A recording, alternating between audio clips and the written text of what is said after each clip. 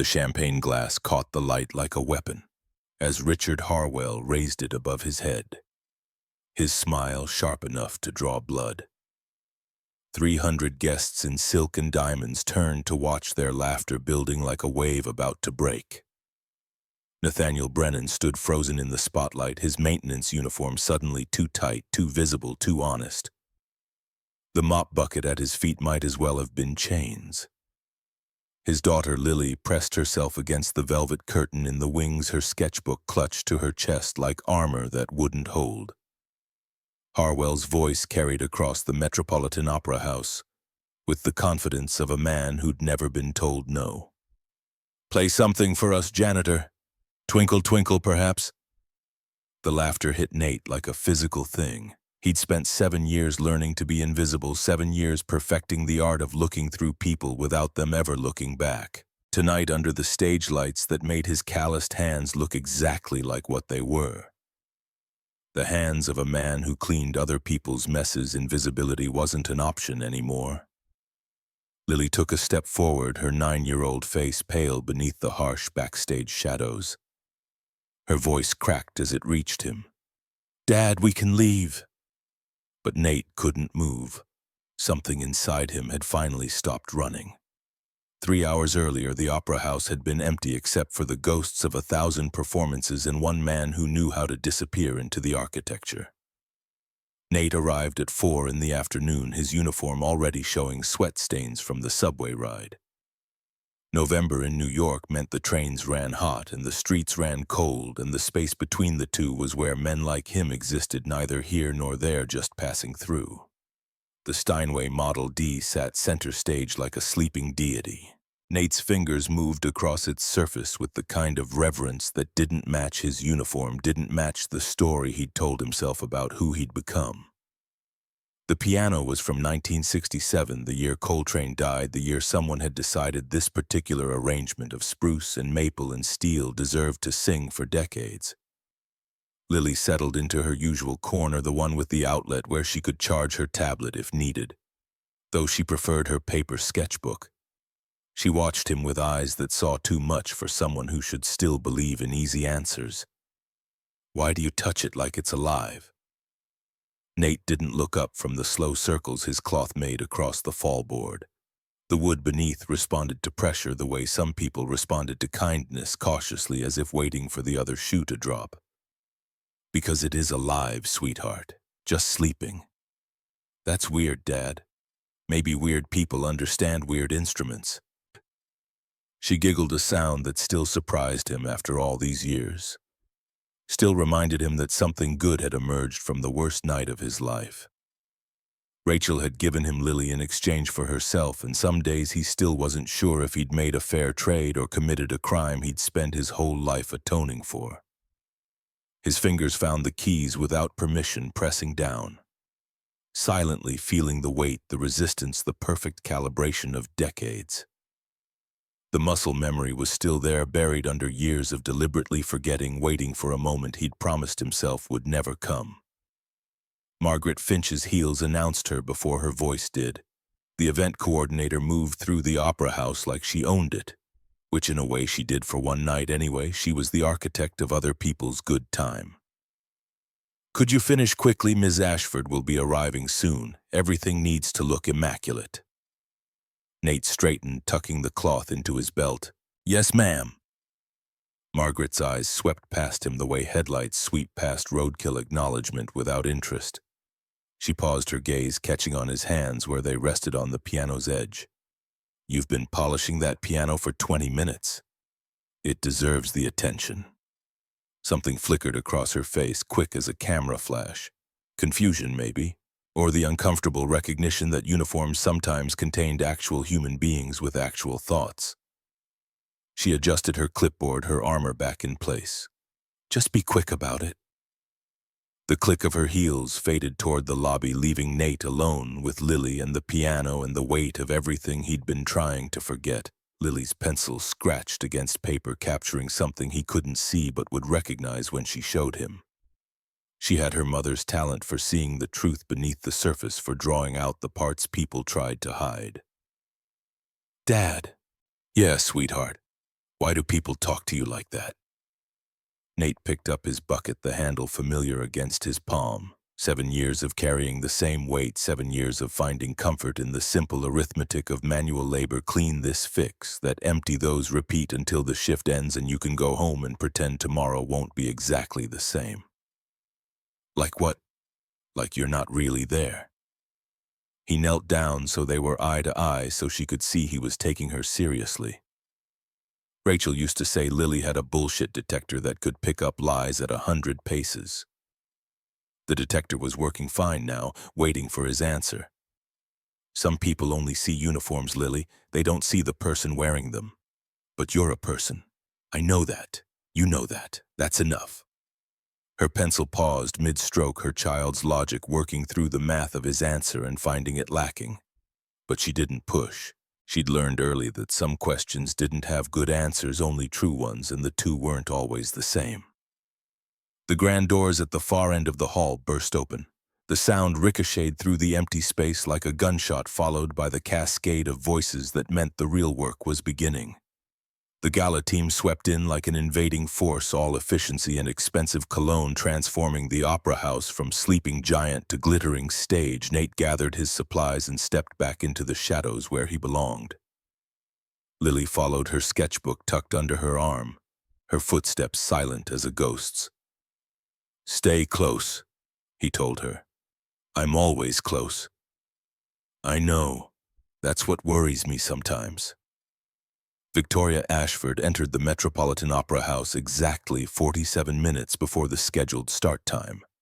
She'd built her life on arriving early, on controlling variables before they could control her. The last 15 minutes before any event belonged to chaos, and Victoria didn't do chaos. She stood just inside the entrance, her eyes cataloging the room with the precision of a general surveying a battlefield. The Steinway sat center stage, gleaming under lights that cost more per hour than most people made in a week. Perfect. Diane materialized at her elbow, a clipboard pressed against her chest like a shield. "Ms. Ashford, the seating charts have been adjusted per your request. Mr. Harwell is at table 3. Good. Keep him away from the bar until after the speeches. The Peterson donation confirmed this morning, 400,000. Victoria nodded, already moving toward the stage. Her heels made no sound. She'd spent years learning to walk without announcing herself, learning that the element of surprise was often the difference between winning and losing, between being seen and being understood. She climbed the 3 steps to the stage and approached the piano. Her fingers hovered over the fallboard, not quite touching, not quite ready. How long had it been? 20 years. 22. Long enough that the pain had dulled to an ache, long enough that she'd convinced herself she'd forgotten how it felt to make something beautiful instead of just managing other people's attempts. The voice in her head was her mother's, always her mother's. "Winning isn't about playing better, Victoria. It's about playing so they don't question your worth." She'd lost anyway. 3 notes in the wrong place, 3 mistakes in a piece that demanded perfection, and suddenly her worth was very much in question. Her mother hadn't spoken to her for 3 months. By the time Margaret Ashford's silence finally broke, Victoria had already made her decision. If she couldn't be the best pianist in the world, she'd be the most powerful arts administrator instead. Control was control, even when it came through the back door. Movement caught her eye, someone in the wings watching. She turned, and for a moment, less than a heartbeat, barely long enough to register, she met the gaze of the maintenance man who'd been polishing the piano earlier. Something familiar flickered in his eyes. Something she couldn't place, recognition maybe, though that was impossible. Men in maintenance uniforms didn't run in her circles. They existed in parallel universes that occasionally intersected but never merged. He looked away first, returning to whatever small task kept him occupied, kept him invisible. Victoria walked off the stage without looking back. But the feeling stayed with her, persistent as a melody she couldn't quite remember, nagging at the edges of her consciousness like a word on the tip of her tongue that refused to be spoken. The Gala filled slowly at first, then all at once. By 7 o'clock, the opera house had transformed into the kind of glittering spectacle that made people forget they were just watching other people watch themselves. The guests arrived in waves, women whose gowns cost more than Nate earned in a year. Men whose tuxedos fit like second skins because they were second skins custom-tailored to bodies that had never known manual labor. Nate worked the edges of the room, collecting empty glasses and straightening chairs that didn't need straightening. Lily had claimed her corner near the service entrance. Her sketchbook open, her pencil moving with the kind of focus that suggested she'd found something worth capturing. The conversations washed over him like background noise, all the same conversation repeated with minor variations. Money talking to money about money, occasionally pausing to talk about art as if art was just another form of currency, another way to keep score. A woman in emerald silk brushed past him without breaking stride. "You there? Another champagne?" Nate caught her eye, or tried to. "I'm maintenance, ma'am, not catering. But I'll find someone for you." She was already gone, swept into another conversation, another performance of wealth and taste and the kind of confidence that came from never having to question whether you belonged. Richard Harwell's entrance was impossible to miss. The man moved through the room like he was the reason everyone else had come. His voice carrying across conversations, his laughter designed to be heard from a distance. He was 58 and looked 45, his hair perfectly silver, his shoes Italian, his smile practiced in mirrors until it looked natural. He held court near the bar, surrounded by donors and board members who laughed at his jokes with just a beat too much enthusiasm. Nate recognized the dynamic, the powerful man and his audience. Everyone performing their assigned roles, everyone pretending this was about art instead of access. Harwell's gaze swept the room and caught on Nate adjusting a curtain near the stage. His eyes narrowed, calculating, finding sport where others would have found nothing worth noticing. "Careful there, friend. Wouldn't want to damage anything valuable." The words carried just far enough. A few people turned to look to see what had caught Harwell's attention. Nate's hands stilled on the fabric. 7 years of practice at disappearing, 7 years of learning to let these moments slide past without engagement, without giving them purchase. He nodded once and stepped back into the shadows. But Lily had heard. She gripped her sketchbook tighter, her knuckles white against the black cover. Her eyes found her father's across the room, asking a question he couldn't answer because he didn't know the answer himself. How long do we have to keep pretending? How long do we have to be invisible? How long before being safe and being alive become different things? The speeches began at 8. Victoria Ashford took the stage to thunderous applause, her presence commanding in ways that had nothing to do with volume. She spoke about transformation through art, about music education as a pathway to dignity, about the foundation's commitment to ensuring that beauty wasn't just for those who could afford it. Nate watched from the back of the room near the technical booth where the lighting crew worked their magic. The words were right, perfectly calibrated for this audience, this moment. But something underneath felt hollow, like Victoria was reading from a script she'd memorized so long ago she'd forgotten what it was supposed to mean. The applause when she finished was genuine enough, or as genuine as anything got in rooms like this. The string quartet took over, filling the space with Vivaldi, and the guests returned to their primary occupation of watching each other watch themselves. Intermission came and went. Nate checked the exits, straightened programs that had fallen to the floor existed in the spaces between the guests' awareness. Lily had moved to a new corner, closer to the stage, her sketchbook filling with faces and gestures and the small betrayals people made when they thought no one was paying attention. When the intermission ended, Harwell was still holding court, his champagne glass never quite empty, his audience never quite dispersing. He'd been drinking steadily for 2 hours, the kind of drinking that loosened tongues without quite slurring speech, that made cruelty feel like wit and humiliation feel like entertainment. He noticed Nate lingering near the stage, studying the piano the way someone might study an old photograph of a place they used to live. "Well, well." Harwell's voice cut through the murmur of returning guests. "If it isn't Beethoven with a mop bucket." A few people laughed. More turned to look. The spotlight was shifting, finding new prey, and Nate felt the familiar weight of attention settling on his shoulders like snow that would eventually bury him if he didn't move. He tried to move, started toward the service entrance where Lily waited, where safety waited, where 7 years of careful invisibility could remain unbroken if he just kept walking. Harwell stepped into his path, glass raised, smile sharp. "Hold on now. I'm asking you a question." The room was paying attention now, phones coming out. People sensing blood in the water. Lily stood up from her corner, her sketchbook forgotten, her face pale with a fear Nate recognized because he felt it too. "Tell me, friend." Harwell's voice carried to every corner, practiced in projection and making sure everyone could hear the show. "Do you even know what that instrument is? Or do you just enjoy touching expensive things?" Laughter rippled through the crowd, nervous and eager and hungry for whatever came next. Nate's jaw tightened. His hands curled into fists at his sides, then deliberately uncurled. 7 years of practice at letting these moments pass, at being small enough to slip through the cracks, at surviving instead of living. "It's a Steinway Model D." His voice came out quieter than he intended. "I apologize if I disrupted anything." No, please." Harwell gestured broadly, playing to his audience, now feeding off their attention. "Enlighten us. What makes this particular piano so special to a man who cleans toilets for a living?" The room went still. 300 pairs of eyes found Nate and held him there, pinned like a butterfly under glass.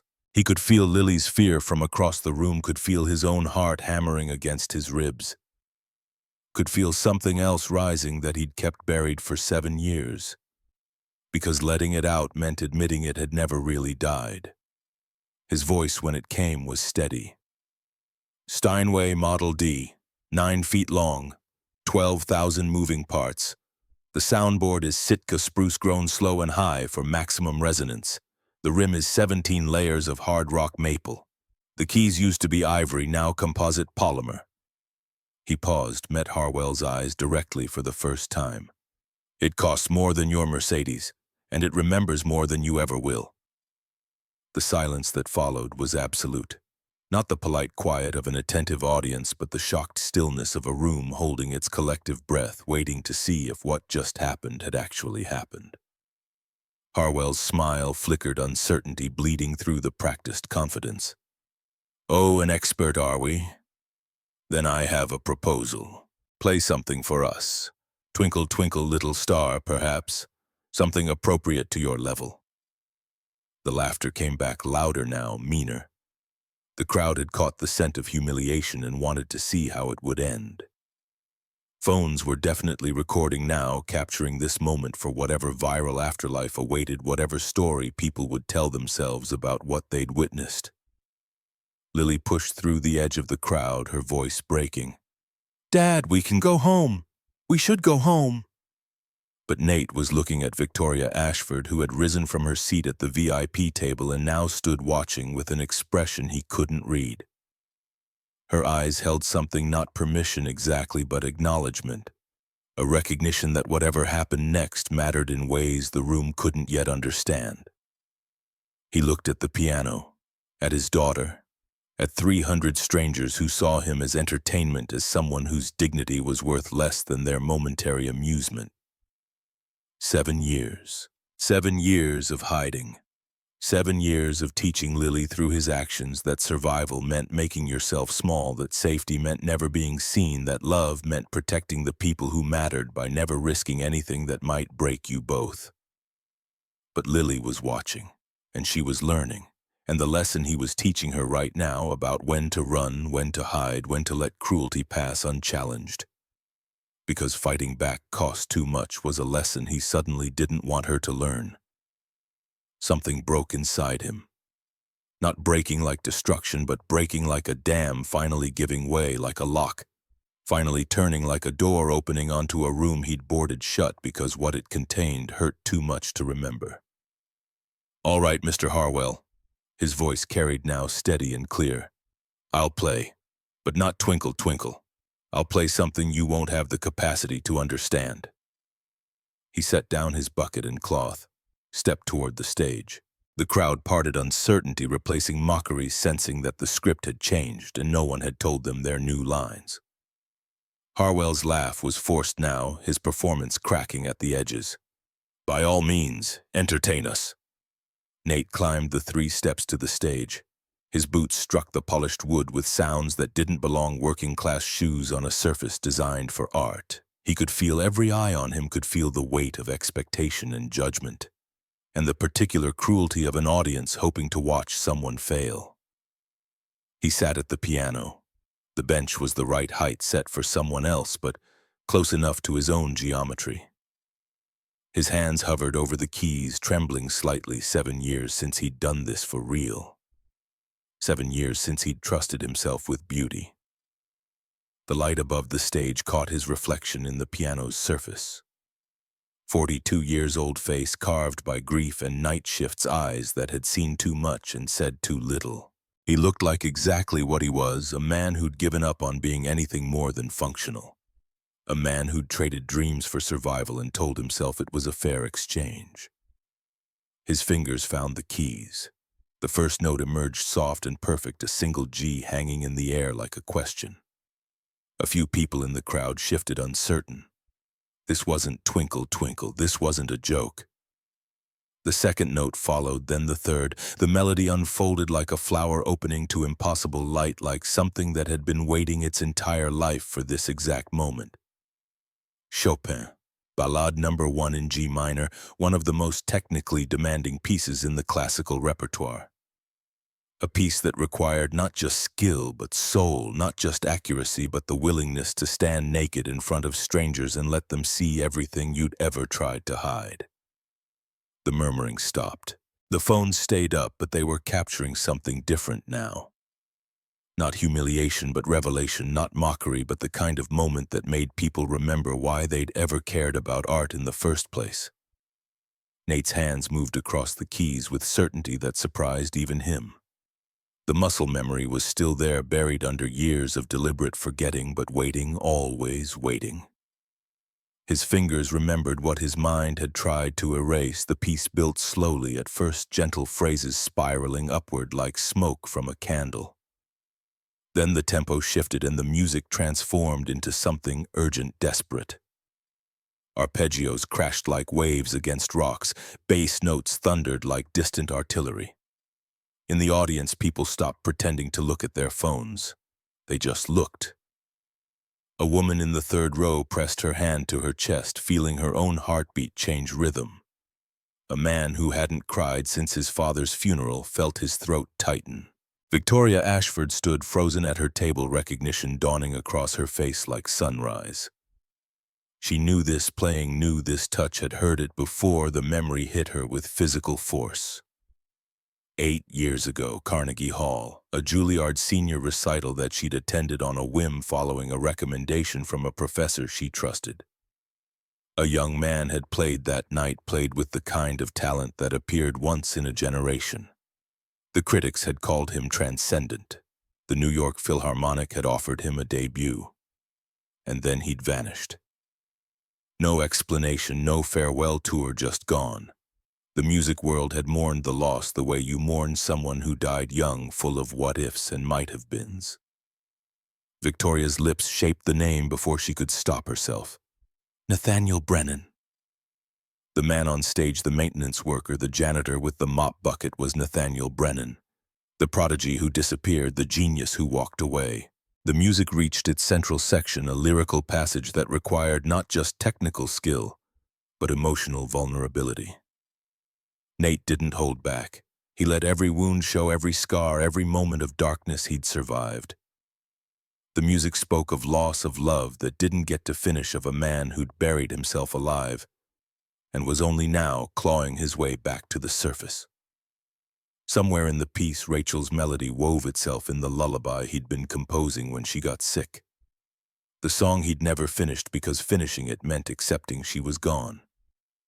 It emerged naturally, organically, his hands finding it without permission, his heart remembering what his mind had tried to forget. Lily watched from the wings, tears streaming down her face. She'd known her father played piano. She'd known it the way children know things about their parents abstractly, historically, like a fact from someone else's life. But she'd never seen him play, never understood what it meant, never grasped that the quiet man who made her breakfast and helped with homework and worked overnight shifts cleaning other people's messes had once been this. Someone who could make 300 strangers forget to breathe. The piece built toward its climax, a series of octave runs that demanded everything a pianist had to give. Nate's hands flew across the keys, the notes cascading like a waterfall, relentless and overwhelming. And then, just as suddenly, the storm quieted. The final section began, tender, heartbroken, beautiful in its resignation. The melody that had raged moments before now, whispered like a goodbye said to someone already gone. Nate thought of Rachel, of the life they'd planned together, of their daughter who was learning right now in real time that fathers could be brave, that hiding wasn't the only way to survive, that sometimes the most dangerous thing you could do was let yourself be seen. The final chord rang out. Nate lifted his hands from the keys. Silence. Complete, absolute silence. For 5 seconds, nothing moved. The air itself seemed to hold its breath, unwilling to break whatever spell had just been cast. Then Lily started clapping. Her hands were small, her applause quiet, but the sound shattered the moment like a stone through glass. Victoria Ashford stood up, tears streaming down her face, and began to clap, hard, unashamed. The foundation director's polish stripped away, leaving only someone who remembered what it felt like to love something more than success. The rest of the room followed. The applause built like a wave, like thunder, like every suppressed emotion in the room finding voice at once. People stood. People wept. People who'd spent the evening performing their wealth and status suddenly remembered that money couldn't buy this, couldn't manufacture this, couldn't fake the feeling of witnessing something true. Nate sat at the piano, his hands shaking, his vision blurred. He didn't bow, didn't smile, just sat there trying to breathe, trying to understand what had just happened. What docker he'd just opened that he'd spent 7 years keeping locked. Lily appeared beside him, climbing onto the stage, crashing into his arms. Her voice was muffled against his chest, breaking with emotion she was too young to name but old enough to feel. Dad. Dad, that was... I know, sweetheart, I know. He held her tight, feeling her small body shake with emotion, feeling his own defenses crumble, feeling the weight of 7 years finally lifting because she was right here, solid and real, and nothing that happened next could take away this moment when he'd finally shown her what brave looked like. The applause continued, thunderous, unrelenting. But Nate barely heard it. He was looking past Lily now to where Richard Harwell stood at the edge of the stage. The critic's face was pale. The practiced smile had vanished. What remained was raw fear, shame, confusion. The expression of a man whose worldview had just cracked, who'd built his life on the certainty of his own judgment and just discovered that certainty was an illusion. Their eyes met. Harwell looked away first. He turned and walked toward the exit, his shoulders hunched, his confidence stripped away. The crowd let him pass without comment, without acknowledgement, already forgetting he'd ever been the center of attention. Victoria approached the stage slowly, like someone afraid sudden movement might break the spell. She stopped at the base of the stairs, looking up at Nate with an expression that held recognition and grief and something like hope. "Where did you train?" Nate stood, Lily's hand in his, the two of them a unit that couldn't be broken by attention or judgment or the weight of strangers' expectations. "Juilliard, a long time ago. Why did you stop?" He looked at Lily, at this miracle who'd cost him everything and given him everything in return. "Because the music was connected to someone I lost, and for a while playing felt like betrayal." Victoria nodded slowly, understanding passing between them without words. Recognition that they'd both loved something enough to walk away from it, both found safety in running from the things that hurt most. "I saw you perform," she said quietly. "December 2016, Carnegie Hall. Your senior recital. You were going to debut with the Philharmonic. My wife got sick. Nothing else mattered after that. The words hung in the air between them, simple and devastating. A life distilled to a single sentence, all the complexity and pain and impossible choices reduced to 9 words that didn't begin to capture what he'd lost and found and lost again. Victoria seemed to make a decision. She pulled a business card from her clutch, climbed 2 steps, and handed it to him. "Don't disappear, not yet. Come to my office Monday, 10 a.m. We need to talk." Nate took the card, the expensive paper foreign in his calloused hand. "I have a shift. Take the morning off. I'll make sure it's covered." She held his gaze a moment longer, then turned and walked back to the crowd that was already surrounding her, board members and donors and people who suddenly had questions about this janitor. This prodigy, this man who'd just reminded them that talent didn't care about uniforms or paychecks or the stories people told themselves about who deserved to be seen. Nate and Lily made their way off the stage through the service entrance into the familiar territory of back hallways and supply closets and the infrastructure that kept beautiful things running. The sounds of the gala faded behind them. Voices raised in excited conversation, the string quartet starting up again. The normal rhythm of wealth reasserting itself now that the anomaly had passed. They walked through the service corridor in silence. Lily's hand gripped tight in his. At the employee exit, Nate paused, looking back toward the sounds of the party he'd just crashed, the world he'd just reminded himself he used to inhabit. Lily tugged his hand. "Are you okay?" He looked down at her, at eyes that held her mother's wisdom and his stubborn refusal to quit. "I don't know, sweetheart. For the first time in a long time, I really don't know. The lady seemed nice. Ms. Ashford. She seemed complicated. Are you going to go on Monday?" Nate pulled open the heavy door. November air hit them cold and sharp and real.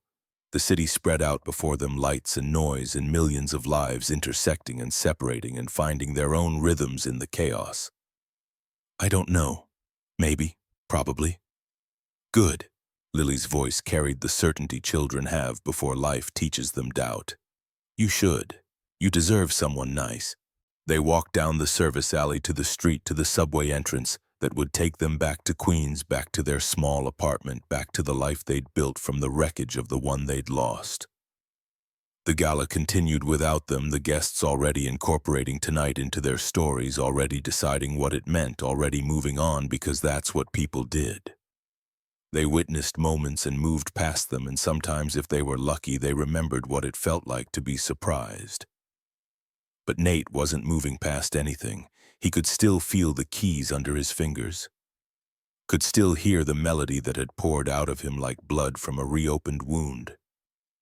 Could still see Lily's face as she watched him finally completely be himself. 7 years of hiding. 7 years of survival.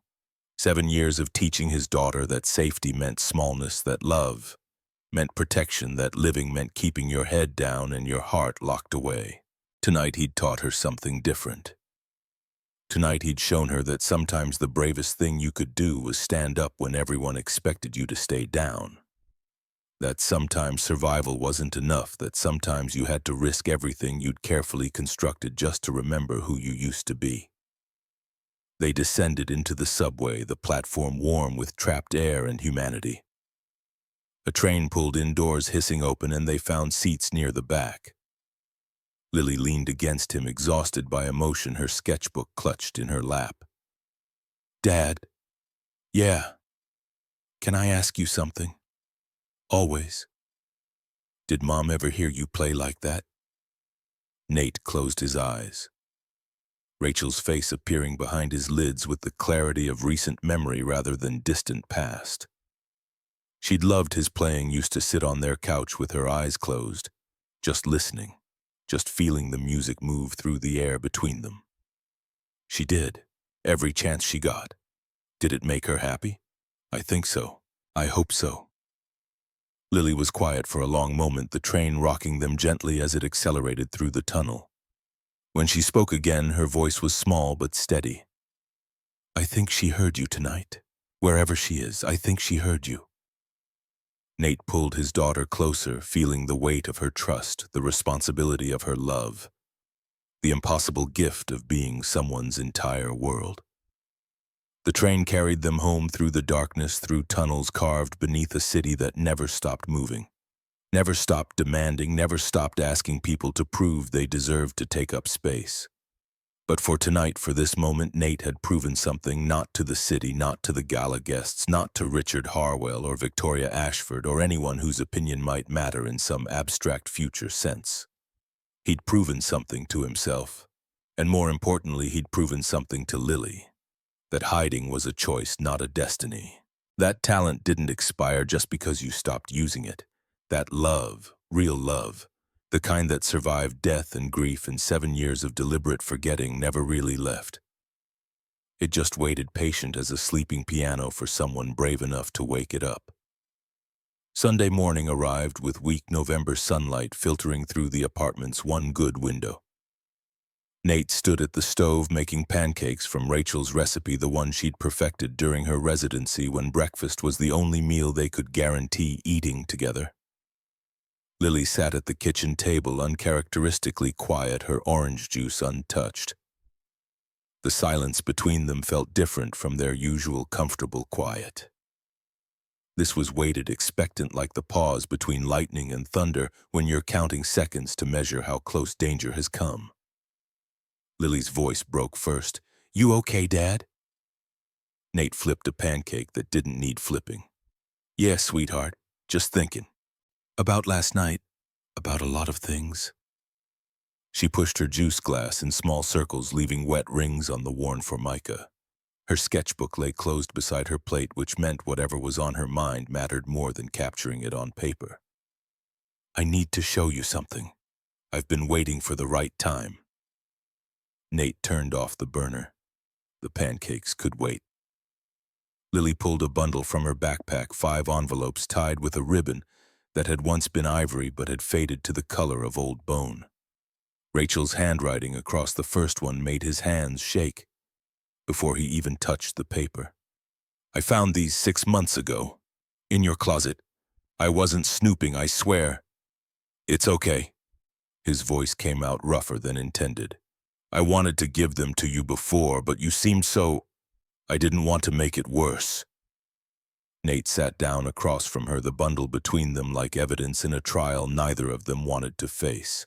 He untied the ribbon with fingers that had forgotten how to be gentle, how to handle things that mattered without treating them like they might break at any moment.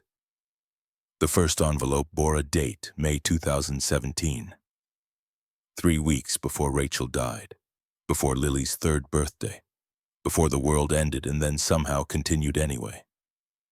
He unfolded the letter, Rachel's careful handwriting swimming in and out of focus.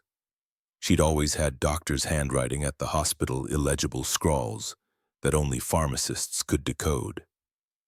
But for him, for them, she wrote with the precision of someone who knew words were all she'd have left. The letter detailed her knowledge that the leukemia would win, that 6 months had become less, that her body knew its own timeline. She begged him not to let grief steal who he was, to show Lily that loss wasn't the end of everything, to play for her, for their daughter, for everyone who'd forgotten that beauty still existed after terrible things happened. "I'll always be listening. Wherever I am, I'll hear you," the letter concluded. And then at the bottom, "P.S. There's someone who can help you. Her name is Victoria Ashford. She understands what you're going through. She lost her music too." Nate's vision blurred. Lily was crying, 2 silent tears tracking down her cheeks, her small hands clenched in her lap like she was holding something fragile that might slip away if she relaxed her grip. "I'm sorry, Dad. I should have..." "No." He reached across the table, covered her hands with his. "Thank you. I needed this. I just didn't know I needed it until now." They sat like that for a long time, the pancakes going cold on the stove, the Sunday morning traffic building outside their window. The city continuing its relentless forward motion while they sat still in the eye of their own private storm. Lily's voice was small when she finally spoke. "Sometimes love means knowing when to let go, right? That's what Mom's saying." "Yeah, sweetheart, that's exactly what she's saying." "Then it's okay if you like Ms. Ashford. If you want to see her again. Mom said so." Nate pulled Lily into a hug, breathing in the smell of her shampoo and the faint scent of pencil lead that always clung to her clothes. 9 years old and already wiser than he'd been at 40, already understanding things about grief and love, and letting go that had taken him 7 years to even begin processing. "How did you get so smart?" "From you, obviously." Her voice was muffled against his shoulder, but he could hear the smile in it. "Your mother might have contributed something. Maybe a little." They pulled apart. Nate wiped his eyes with the back of his hand, no longer embarrassed that his daughter saw him cry. That particular shame had burned away somewhere between the gala stage and this kitchen table, between the moment he'd decided to play and the moment he'd read Rachel's words, giving him permission to move forward. "There are 4 more letters, Dad. She explains about Ms. Ashford in the next one." Nate opened the second envelope. Rachel's handwriting was shakier here. Written later in her illness, when holding a pen had become its own small act of defiance against a body that was systematically betraying her. The letter detailed a meeting in April 2015, 2 years before she died, back when the leukemia was still theoretical. Still something that might be beaten with enough determination and good insurance, and the kind of luck that rarely showed up when you needed it most. Rachel had attended a lecture at NYU about arts funding. Victoria Ashford had spoken about creating opportunities for talented people who lacked traditional support systems. They'd talked for 3 hours over coffee that stretched into dinner, 2 women who'd never met but recognized something in each other. The understanding that loving someone talented meant watching them struggle with gifts that didn't come with instruction manuals or guaranteed outcomes. Rachel had told Victoria about Nate, about his playing his Juilliard scholarship, his upcoming Philharmonic debut, about how he deserved more opportunities but was too proud to ask for help, too stubborn to admit that talent alone wasn't enough in a world that ran on connections and money, and knowing the right people at the right time.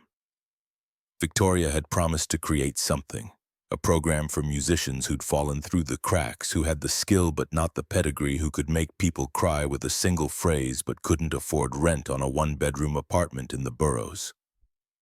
They'd been planning it together when Rachel's diagnosis came back positive, when survival became the only plan that mattered, when tomorrow stopped being a date on the calendar and became a maybe that couldn't be trusted. The letter ended with an apology. "I'm sorry I never told you, Nate. I wanted it to be a surprise, a gift that appeared like magic. But I ran out of time. I always run out of time with you. There's never enough." Nate folded the letter carefully, his hands steady now, the initial shock giving way to something else. Not quite acceptance, but recognition. Rachel had known. She'd known he'd need help after she was gone. Known he'd try to disappear, known that left to his own devices he'd choose survival over living, because survival was simpler and hurt less and didn't require explaining yourself to strangers who might judge you for grieving wrong. "So Miss Ashford already knew about you." Lily's voice pulled him back to the present, to the kitchen that needed cleaning and the daughter who needed breakfast and the life that kept demanding attention even when you wanted to pause and process and figure out what anything meant. "Apparently, at least she knew of me." Rachel told her I existed. "That's why she wants to help, because of Mom." Maybe. Or maybe she just recognizes someone who's running from the same things she is. Lily considered this her 9-year-old logic, working through adult complications and finding them lacking. "You're going to go see her tomorrow, right? To her office?" "I think I have to." "Good. Because hiding is easier than being brave, but easier isn't the same as better." Nate stared at his daughter, at this small person who'd somehow inherited all of Rachel's insight, along with her eyes and stubborn chin and ability to cut through bullshit with a single observation that made everything else seem needlessly complicated. "When did you figure that out?" "Last night. Watching you play. You looked scared, but you did it anyway. That's what brave means, right? Being scared and doing it anyway." "Yeah, sweetheart, that's exactly what it means." Monday morning came too fast and too slow at the same time, the way important things always did, rushing up on you with no warning and then stretching out forever once you were in the middle of them. Nate stood outside the Harmon Arts Foundation building in Midtown, looking up at the glass and steel tower that reflected the November sky. Back at itself, multiplying clouds until the whole structure seemed insubstantial, like it might blow away if the wind picked up. His shirt was the one good one he owned, the fabric thin from too many washings, but still presentable if you didn't look too close. His shoes were work boots because he didn't own anything else, and his hands were clean, but showed the evidence of 7 years of manual labor calluses that wouldn't scrub away scars that told stories he'd stopped trying to explain. The lobby was all marble and hushed efficiency, the kind of space designed to make you feel small and grateful for being allowed entry. The security guard barely glanced at him before waving him through to the elevator bank. 42 floors up, the city shrinking below him, his own reflection in the mirrored walls looking more and more out of place with every floor they climbed. Diane met him at the elevator, her professional smile firmly in place. "Mr. Brennan, Ms. Ashford is expecting you." She led him through a maze of corridors that smelled like expensive carpet and other people's ambitions. Past offices where assistants typed with the kind of focused intensity that suggested every email was life or death. Every phone call a negotiation with forces beyond normal comprehension. Victoria's office wasn't what he'd expected. No massive desk, no wall of awards, no carefully curated display of power and influence. Just comfortable chairs arranged near a window that overlooked Central Park. A bookshelf filled with sheet music and worn paperbacks, and in the corner a baby grand piano, dust coating its surface like snow that had fallen years ago and never melted. Victoria stood when he entered, her suite less severe than Saturday night's performance attire, her hair pulled back in a way that suggested efficiency rather than theatrical presentation. She gestured to the chairs by the window. "Thank you for coming. I wasn't sure you would." Nate sat the leather chair, too comfortable, the whole space too comfortable, like a trap designed to make you forget you didn't belong here. "I wasn't sure either. Coffee, water?" "I'm fine." Victoria settled into the chair opposite him, her posture suggesting openness despite visible tension in her shoulders. "I did some research after you left Saturday. Juilliard Scholarship 1999. Graduated top of your class 2016. The Philharmonic debut was scheduled for March 20. Nate's jaw tightened. "My wife got sick in January 2017. She died that June. Lily was 2. Just barely. She turned 3 2 weeks after the funeral. We didn't really celebrate." The words hung between them, simple facts that couldn't begin to capture the weight of what they described. Rachel had wanted to live to see Lily's birthday. That had been her goal, the thing she aimed for. When the doctors stopped talking about remission and started talking about comfort measures, she'd missed it by 14 days. Victoria's professional distance cracked slightly. "Why did you become a janitor?" The question wasn't asked with judgment, just curiosity. Nate found himself answering honestly because dishonesty required more energy than he had available. "Because no one asks janitors about their past. I could disappear, be safe in the invisibility." "I understand that impulse.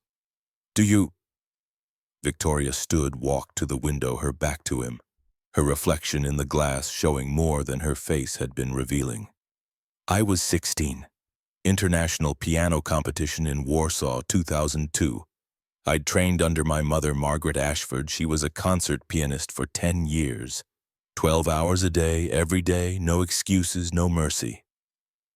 Perfect technique, perfect interpretation, perfect everything." She paused, her fingers touching the glass like she was testing whether it was solid or might give way if she pushed hard enough. "I made 3 mistakes in the finals.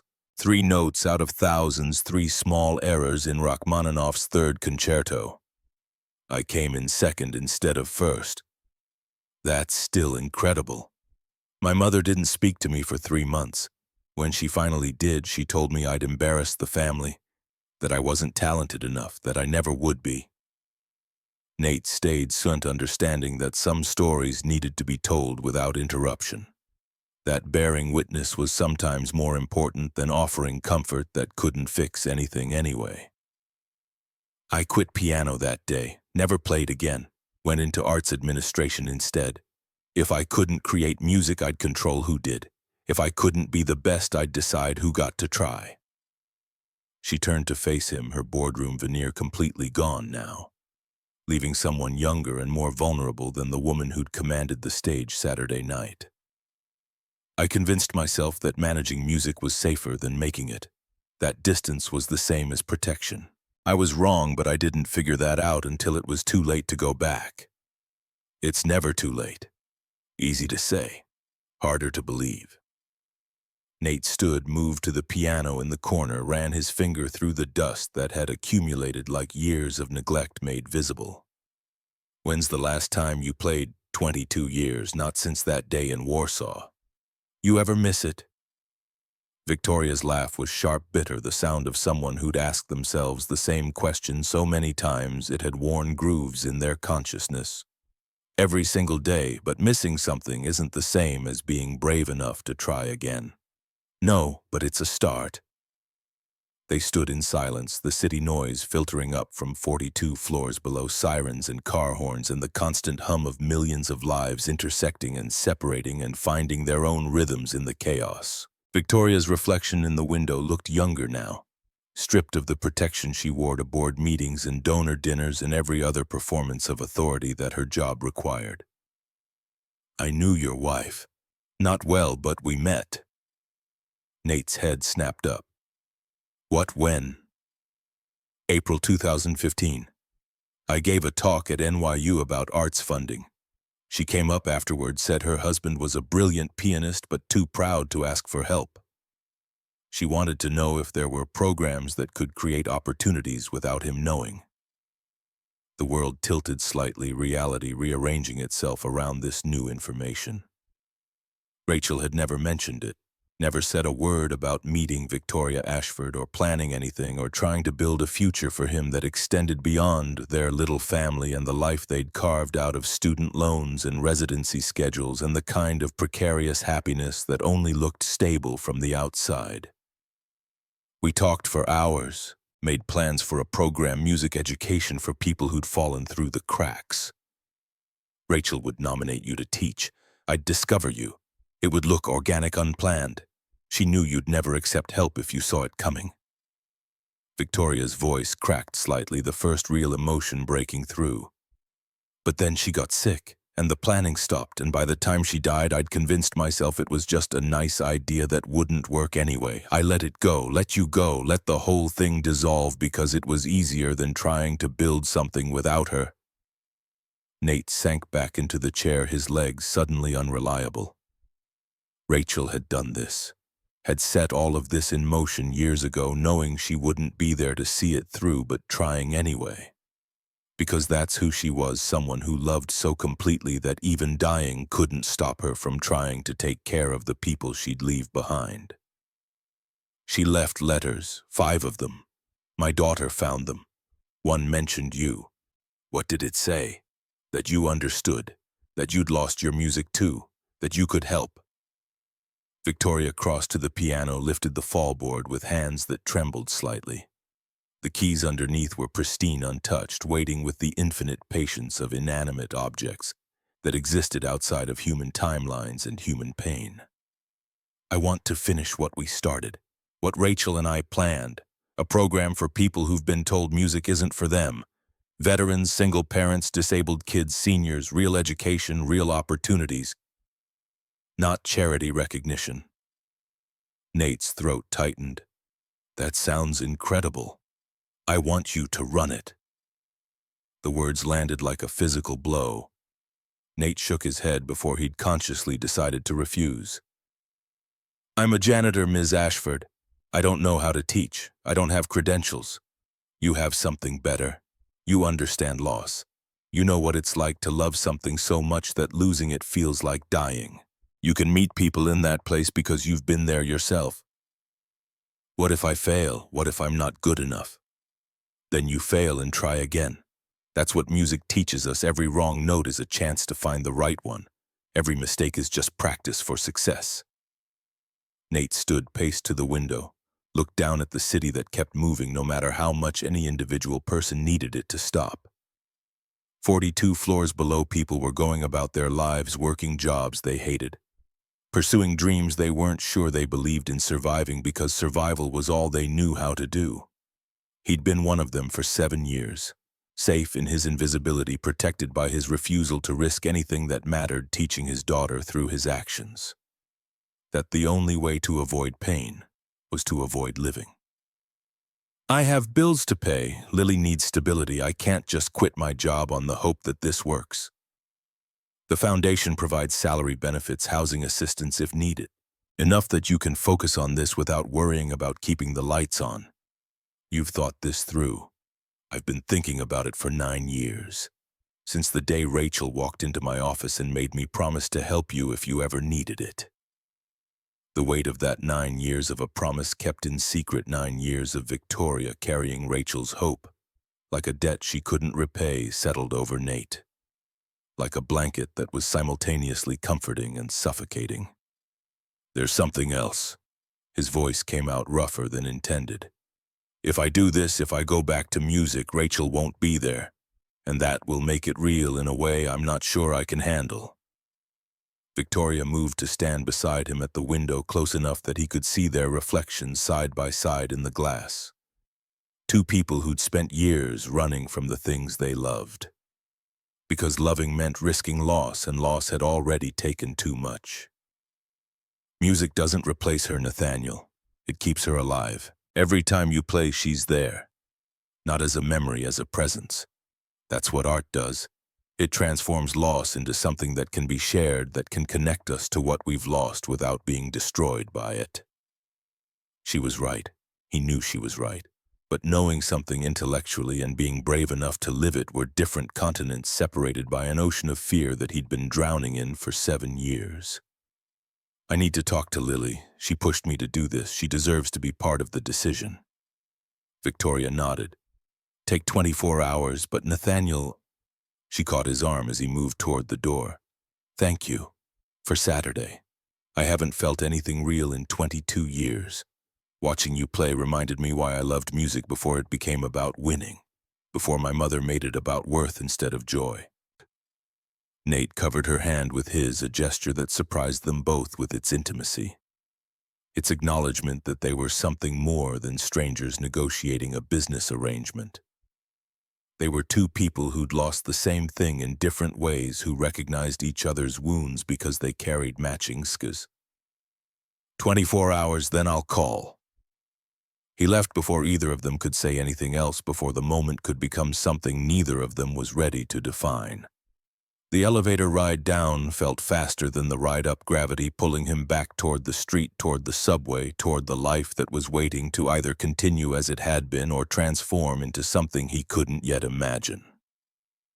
3 weeks later, Nate stood in an abandoned chapel on East 47th Street, dust motes dancing in weak December sunlight that filtered through windows that hadn't been cleaned in years. Victoria and Lily flanked him, the three of them studying the space like archaeologists examining ruins that might contain something valuable if you knew where to look. The building had been a community music school that lost its funding 5 years ago. The foundation had acquired it in the bankruptcy sale, along with dozens of other properties that sat vacant, while Victoria figured out what to do with spaces that were too specialized to sell and too expensive to maintain without purpose. In the center of the room sat a baby grand piano, dust-covered and out of tune but structurally sound. Nate approached it the way you'd approach a sleeping animal, carefully, respectfully aware that sudden movements might startle something that should be handled with care. He lifted the fallboard, pressed a key. The note that emerged was flat, pitiful, a cry for help from an instrument that had been ignored for too long. It needs work. Victoria's voice echoed in the empty space. The whole building does, but the bones are good, the acoustics are decent, and it's in a neighborhood that could use something like this. Lily had already claimed a corner near an electrical outlet. Her sketchbook open, her pencil moving with the kind of focused intensity that suggested she'd found her angle, her way into this story they were all writing together without knowing how it would end. What would you call it? Victoria's question hung in the air like the dust, visible but not substantial, waiting to be given weight and meaning. Nate ran his fingers along the piano's edge, feeling the grain of the wood beneath accumulated neglect. I don't know. Something that captures what we're trying to do. Not just music connection, healing. The space between the notes where the real work happens. The listening room? Lily's voice carried across the empty chapel with absolute certainty. Victoria and Nate turned to look at her. She didn't glance up from her sketching. Didn't acknowledge that she'd just named something that didn't yet exist, but somehow felt inevitable now that she'd spoken it into being. The listening room. Victoria tested the words, rolling them around like she was tasting something new. Dad doesn't just play, he listens. To the music, to people, to the things no one else hears. That's what makes him good. So that's what this place should be about, listening. Nate crossed to his daughter, knelt beside her, looked at the sketch she was creating. She'd drawn the three of them standing in the empty chapel, but in her version the space wasn't empty. People filled the corners, crowded around the piano, leaned against walls that were clean and cared for. Music notes floated above their heads like thought bubbles, like prayers, like all the things people wanted to say but didn't have words for. You're brilliant, you know that. Obviously, I get it from both of you. Victoria laughed, a real laugh, unguarded and genuine. I like this kid. Everyone does. She makes it easy. Over the next 4 weeks, the chapel transformed. Volunteers appeared, some from the foundation's donor list, others from the neighborhood, people who saw potential in abandoned spaces and wanted to be part of something that mattered more than their regular jobs and regular lives. Nate worked 16-hour days alongside electricians and painters and the piano technician who spent 3 days coaxing the baby grand back to life. Victoria showed up most evenings, still in her business suits but willing to hold a paintbrush to carry supplies to exist outside the polished perfection of her foundation office. One night in late December, they found themselves alone in the chapel after everyone else had gone home. The walls were freshly painted, the floors refinished, the piano tuned and waiting. Victoria stood at the instrument, her fingers hovering over the keys without touching them. Her whole body tense with the kind of fear that came from wanting something so badly that the possibility of failure felt like death. Play something. Nate's voice was gentle, not quite a command, but more than a suggestion. I can't. Yes, you can. No one's here but me, and I've already seen you at your worst. You watched me have a nervous breakdown on stage in front of 300 people. We're past the point of being embarrassed with each other. Victoria's hands were shaking. She sat down on the bench, her posture perfect despite the trembling muscle memory kicking in from decades of practice that her conscious mind had tried to forget, but her body had preserved like a time capsule buried underground. What should I play? What did you love before your mother made it about competition? Before everything else, what made you fall in love with music in the first place? Chopin, nocturnes. My grandmother used to play them before bed. Play one now. Don't think about technique, just remember her. Victoria placed her fingers on the keys. The first notes of the nocturne in E-flat major emerged hesitant, awkward, like someone speaking a language they'd once been fluent in but hadn't used in years. But as the piece progressed, something shifted. The muscle memory kicked in fully, the melody smoothing out her breathing, deepening her whole body, relaxing into the music the way you relax into warm water after being cold for too long. By the time she reached the final measures, tears were streaming down her face. She didn't wipe them away, just let them fall, let herself feel everything she'd been holding back for 22 years, the grief of losing something she loved. The anger at her mother for making love conditional. The exhaustion of pretending that success was the same as fulfillment. When the last note faded, she sat with her hands in her lap, staring at the keys like they'd betrayed her by still working, by still being capable of producing beauty even after decades of neglect. I haven't cried in 20 years. Nate moved to sit beside her on the bench, maintaining enough distance to be respectful but close enough to offer comfort if she wanted it. Music does that. It finds the tears we've been hiding and brings them to the surface whether we're ready or not. Victoria turned to look at him, Her makeup ruined her executive shield, completely destroyed, leaving someone raw and real and infinitely more interesting than the woman who commanded board meetings and donor dinners. My mother died last year. Breast cancer. I'm sorry. She never apologized.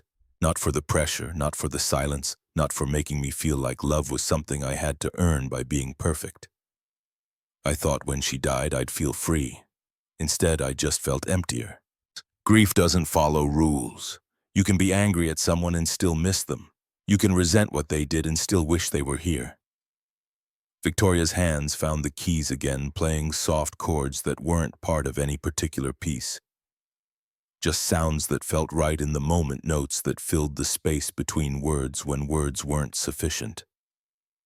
How do you carry Rachel without drowning? The question hung between them, honest and desperate, and exactly the kind of thing you could only ask someone who'd already proven they understood the answer, not because they'd figured it out, but because they'd survived it. I don't carry her anymore. I let her live in the music. Every time I play, she's there, not as weight, but as light. Not as something I lost, but as something I still have access to, just in a different form.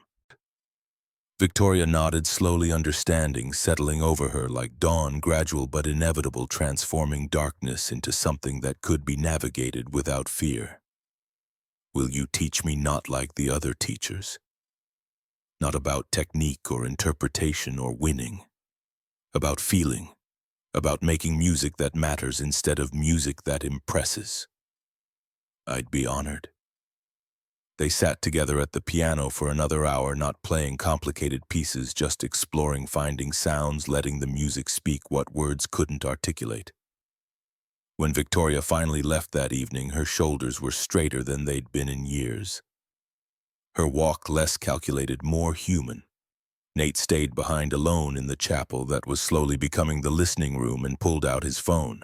He opened the voice memo app and started playing, recording something he'd been working on for weeks.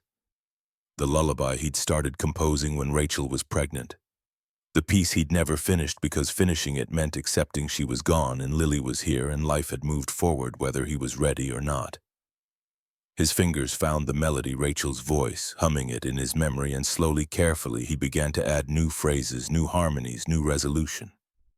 The piece that had been about loss transformed into something about hope.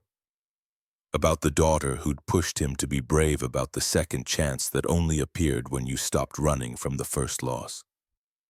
He played until his hands ached, until the melody felt complete, until he could hear Rachel's approval in the silence that followed the final chord. Then he saved the recording, titled it Lily's Light, and went home to the small apartment where his daughter slept, dreaming of pianos and listening rooms and a father who'd finally stopped hiding. The listening room opened in early January 2025, 3 months after the gala that had cracked Nate's careful invisibility wide open. The first students arrived on a Tuesday morning when the city was still shaking off holiday excess, and nobody quite believed the new year would be different from the old one. Warren Mitchell came first, his wife Sarah holding his arm, not because he couldn't walk, but because they'd been holding each other up for 47 years and weren't about to stop now. Warren was 67, white-haired, his hands trembling from nerve damage acquired in Iraq during the Gulf War back in 1991, when he'd been young enough to think war was about glory instead of survival. Haven't touched a piano since before I shipped out. 89 was the last time. My mother taught me when I was a kid. His voice carried the particular resignation of someone who'd tried to make peace with loss and mostly succeeded, but still felt the absence in quiet moments when defenses were down. Nate guided Warren to the piano, noting how the older man's hands shook steadily, rhythmically, like a metronome set to the wrong tempo. Let's see what they can do now instead of focusing on what they can't. Kate Sullivan arrived next with 4 children in tow, their ages ranging from 3 to 11, all of them loud in the way kids were when they hadn't learned yet that taking up space required permission. Kate was 34, red-haired, freckled, exhausted in the specific way single mothers were exhausted, bone-deep tired, that no amount of sleep could fix because the problem wasn't rest. It was the relentless weight of being entirely responsible for 4 other humans who depended on you for everything. I can't pay. I don't even have a piano at home. Her voice carried shame and defiance in equal measure, daring Nate to judge her, expecting rejection, because that's what the world had taught her to expect. These lessons are free, always, and we'll find you a keyboard. That's what we do here. Kate's eyes filled with tears. She blinked away furiously because crying in front of your kids meant showing weakness, and weakness meant they'd worry, and they already worried too much. Why would you do this? Because someone did it for me once. It saved my life. Benjamin Whitmore came third, 17 years old. His eyes never quite meeting anyone else's. His mother's hand on his shoulder, more for her comfort than his. Ben was on the autism spectrum, his neurological wiring making the world too loud, too bright, too much. Except when it came to music, which organized chaos into patterns he could finally understand. His mother explained about the sounds he heard everywhere, the subway's rhythm rain on pavement, electrical wires humming their 60 hertz song. Ben had never had formal training, just this gift of perfect pitch combined with the kind of pattern recognition that made mathematicians jealous. That piano's 37 cents flat on the G above middle C. Nate stopped mid-sentence, walked to the piano, played the note Ben had identified. He was right. Exactly right. How did you know that? I just hear it. Eleanor Morrison arrived last, her daughter holding her hand with the careful grip people used when handling something fragile that might break at any moment. Ellie was 73, white-haired, her eyes carrying the particular confusion of early-stage Alzheimer's, when the world kept slipping out of focus no matter how hard you tried to hold on. Her daughter Jennifer explained between tears that Ellie had been a piano teacher for 40 years. That she couldn't remember Jennifer's name most days, but could still play Gershwin note perfect when her fingers found the keys, that music lived in a different part of the brain. More resilient, more protected from the disease that was systematically erasing everything else. Where am I? Ellie's voice was small, frightened, the voice of someone who'd gotten lost on their way to somewhere familiar and couldn't find the landmarks that used to guide them home. Nate took her hand gently. You're at the listening room, Mrs. Morrison. Would you like to play something? Her fingers found the keys before her conscious mind caught up muscle memory, bypassing cognitive decline, and suddenly, someone to watch over me filled the chapel with the kind of bittersweet beauty that made everyone present understand why they were here, why any of this mattered, why music could be medicine when regular medicine had no answers. When she finished, Ellie looked up confused. Did I play and you did, Mom? It was beautiful. Oh, that's nice. The first lesson brought all 5 students together in the chapel, the January sun filtering through windows that Nate had personally cleaned until they sparkled. Lily sat in her usual corner, documenting everything, creating a visual record of something that felt important even though nobody could yet articulate why. Nate stood before them feeling completely unprepared despite weeks of planning. Despite Victoria's confidence, despite Rachel's letters telling him this was what he was meant to do. Teaching meant making yourself vulnerable in ways that playing didn't, meant admitting you didn't have all the answers, meant meeting people in their pain and hoping you could help them find their way out without getting lost yourself. I'm not going to teach technique first. We'll get there eventually, but that's not where we start. First, I need you to understand listening. Warren raised his trembling hand. What if we can't? What if there's too much noise in our heads? Then we start with the noise, we play it, we give it voice. Eventually the noise becomes music. That's not failure, that's the process. Kate's youngest started crying, hungry or tired or just overwhelmed by new surroundings. Kate moved to quiet him, embarrassment coloring her cheeks, but Nate shook his head. He's okay. This is what real life sounds like. Music doesn't happen in silence. It happens in the middle of everything else, competing for attention, demanding to be heard anyway. He moved to the piano, sat down, gestured for them to gather around. I'm going to ask each of you to play one note, just one. The note that feels most like you right now in this moment. Don't think about it being right or wrong. Just feel what your hands want to do and let them do it.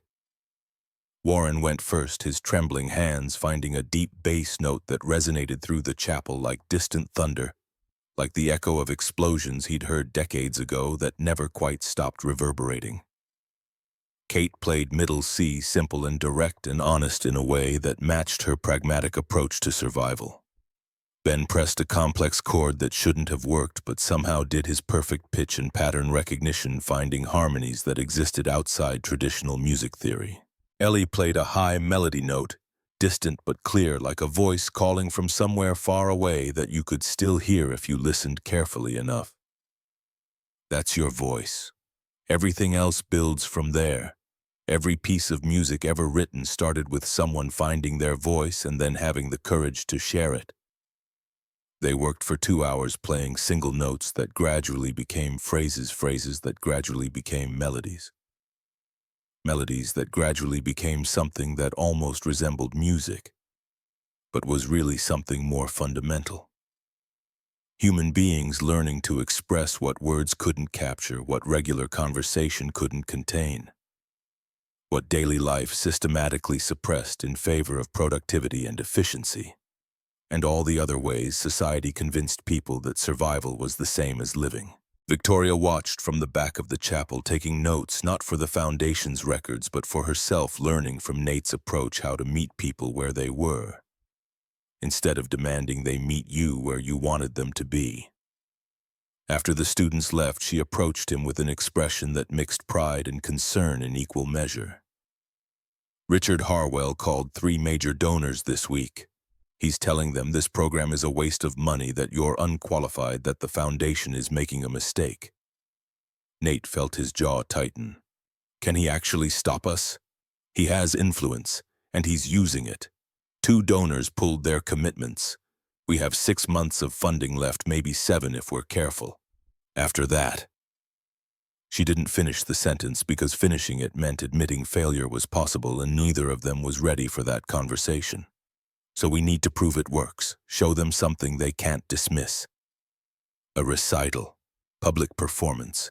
Demonstrate what these students can do, what music education actually accomplishes when it's done right. Nate thought about Warren's trembling hands, Kate's exhaustion, Ben's social anxiety, Ellie's confusion. The idea of putting them on stage in front of donors and critics and people who'd already decided this program was worthless seemed cruel. Seemed like setting them up for failure just to prove a point. But then he thought about Saturday night at the Gala, about standing on that stage terrified and playing anyway, about Lily watching and learning that courage wasn't the absence of fear, but the willingness to act despite it. Okay, we do it, but we do it right. Give them time to prepare, time to find their voices. Nothing forced, nothing performative. Just honest music from honest people. Victoria nodded. 6 months. We'll plan for June. That gives us time to build towards something real. She started to leave, then turned back. I played yesterday, after everyone left. Just for myself, no audience, no pressure. I played for an hour and remembered why I loved it before everything else got in the way. That's what this place is for, remembering why any of it matters. Over the next months, the listening room became something neither Nate nor Victoria had quite envisioned, but both recognized as necessary. Warren came 3 times a week, his wife Sarah bringing him, staying to watch, wiping away tears when Warren played pieces that captured memories he couldn't articulate any other way. He composed something he called Tremolo Nocturne, a piece that incorporated his hand tremors into the rhythm instead of fighting them, turning disability into distinctive voice. The music was haunting, unsettling, beautiful in its brokenness. And when he played it for Nate, both of them understood they'd discovered something important about how art could transform limitation into innovation. Kate found a used keyboard on Craigslist for $50. Nate helped her set it up in the corner of her studio apartment where it bothered nobody except possibly her downstairs neighbor, who never complained because the music that drifted through the floor was too genuine to criticize.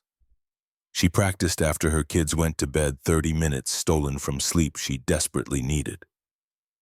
learning simplified versions of pieces she'd never imagined she'd be capable of playing. Her 11-year-old daughter started asking questions about taking lessons herself, about whether she could learn too, about whether dreams were allowed when you grew up poor in a city that charged rent for everything, including hope. Ben composed an original piece called Subway Symphony that captured the rhythms and patterns of the New York underground in ways that made transit workers cry when they heard it, that made commuters stop mid-rush and actually listen to the sounds they'd been blocking out for years as mere noise.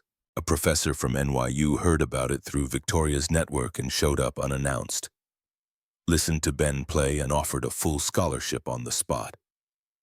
Ben's mother cried for 20 minutes while Ben sat confused, not understanding why this mattered so much, but recognizing that something significant had shifted in the trajectory of his life.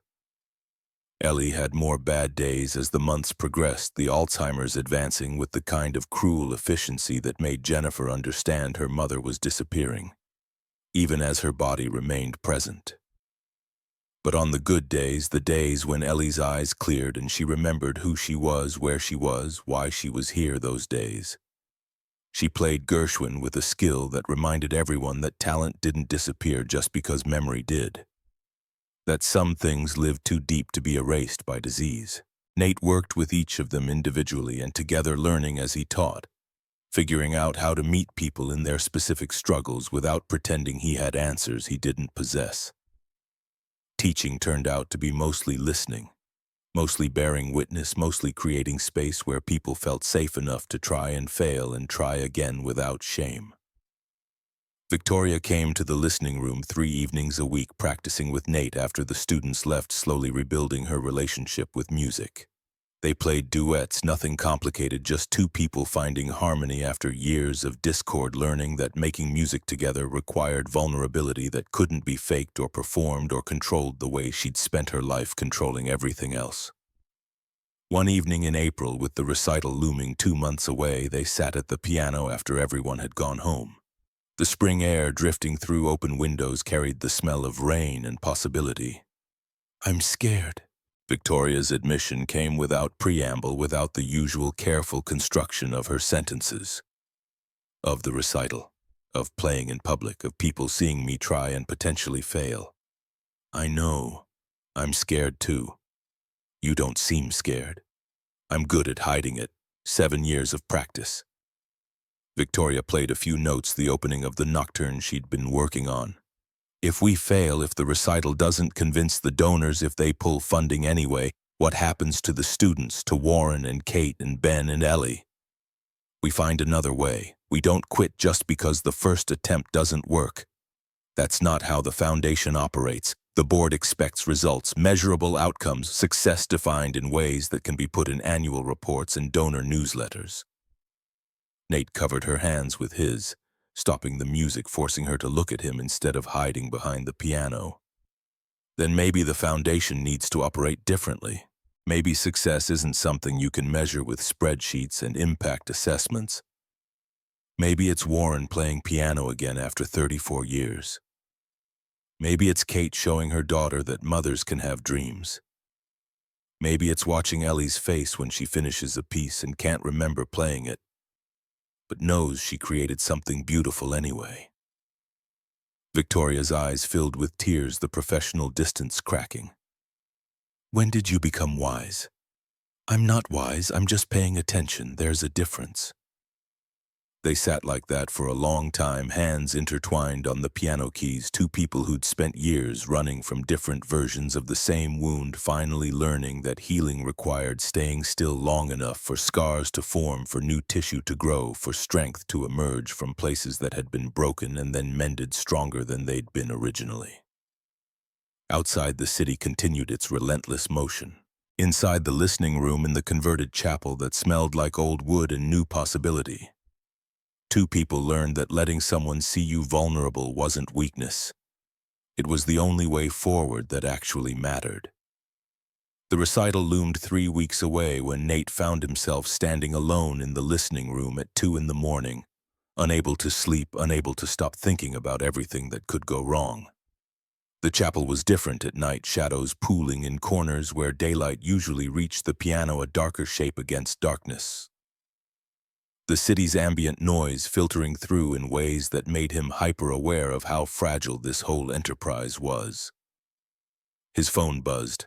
A text from Victoria, also awake, also spiraling. Can't stop thinking about Harwell's latest op-ed. Did you see it? He hadn't. Nate pulled up the New York Times arts section on his phone, found the piece published 6 hours ago under Harwell's byline. The headline alone was designed to wound. Amateur Hour: Why Unqualified Teachers Harm Music Education. The article never mentioned Nate or the listening room by name, but the implications were surgical in their precision. Harwell wrote about the danger of letting people without proper credentials teach music, about how good intentions couldn't replace years of pedagogical training, about foundations that prioritized feel-good stories over actual measurable outcomes. Nate's hands tightened around his phone. 7 months since the Gala, 7 months of building something that mattered, and Harwell was still trying to tear it down. Brick by brick, word by carefully chosen word. His phone rang. Victoria's name on the screen. "You saw it." Her voice carried exhaustion that went deeper than missed sleep. "The board called an emergency meeting for tomorrow. They want to discuss concerns about program efficacy and instructor qualifications." "That's code for shutting us down before the recital even happens." Nate sat on the piano bench, the darkness pressing in from all sides. Can they do that? Can they just end it? They control the funding. They can do whatever they want. Then we fight. We show them what we've built. We bring Warren and Kate and Ben and Ellie to the meeting, let them speak for themselves. That's not how board meetings work. They don't want testimonials. They want data, metrics, proof that we're moving the needle on quantifiable educational outcomes. How do you quantify Warren playing piano again after 34 years? How do you put Kate's hope on a spreadsheet? How do you measure the fact that Ben found a way to communicate that actually works for him instead of against him? Victoria's silence stretched long enough that Nate thought the call had dropped.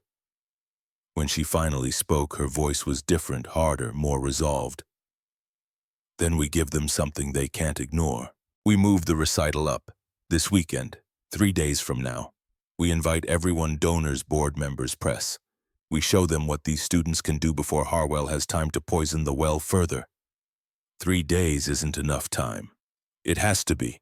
Because if we wait, there won't be a recital, there won't be a program. Harwell wins by default." Nate thought about his students, about the careful progress they'd made over 6 months, about putting them in front of hostile critics and skeptical donors before they were ready. It felt like cruelty disguised as strategy, but waiting felt like surrender. "Okay, 3 days. I'll tell the students tomorrow." "Nate." Victoria's voice caught vulnerability breaking through the strategic planning. "Thank you for doing this, for believing it's worth fighting for. It's not about belief anymore. It's about the fact that quitting would betray everyone who trusted us enough to try." After they hung up, Nate sat in the darkness for another hour. His hands finding the piano keys, playing the lullaby he'd finished months ago but hadn't performed for anyone except Lily. Lily's Light had become his private meditation, the piece he played when everything else felt overwhelming, when the gap between what he was trying to build and what the world was willing to accept felt too wide to bridge. Morning arrived too fast. Nate gathered his students in the listening room, their faces showing confusion about the emergency session called on a Thursday when they usually met Tuesdays and Saturdays. Warren arrived first, as always, Sarah beside him, their married synchronicity evident in the way they moved as a unit even when technically walking separately. Kate came next, with only her 2 youngest in tow, the older kids at school, her exhaustion more visible than usual. Ben showed up with his mother, his hands already moving in small patterns against his legs, processing anxiety through motion because words were unreliable when stress levels peaked. Ellie arrived last, Jennifer guiding her gently, and today was clearly not one of Ellie's good days. Her eyes held the particular confusion of someone who knew something was wrong but couldn't identify what, couldn't find the cognitive thread that would lead them back to understanding. Nate stood before them feeling like a general about to send unprepared troops into battle. The chapel's morning light seemed harsh rather than gentle, exposing every crack in the walls they'd repaired but not quite perfected, every imperfection in a space that was supposed to represent transformation, but maybe just represented good intentions that might not be enough.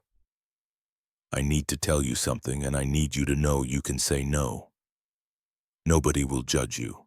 Nobody will be disappointed. He explained about Harwell's article about the board meeting, about Victoria's strategic decision to move the recital up by 2 months. As he spoke, he watched their faces process the information at different speeds. Warren's jaw tightening with old military recognition that sometimes you fought when the timing was wrong because waiting meant losing by default, Kate's eyes filling with tears. She blinked away because crying meant weakness, and she'd spent her whole life not being allowed weakness. Ben staring at his hands like they held answers his voice couldn't articulate. We'll be performing for donors who want us to fail. For critics who've already written their reviews in their heads, for people who think music education is only valuable if it produces professional musicians, instead of just helping people remember why being alive matters. Warren spoke first, his voice carrying the particular weight of someone who'd survived worse, and knew the difference between actual danger and merely uncomfortable stakes. When do we perform? Is Saturday night, 3 days from now.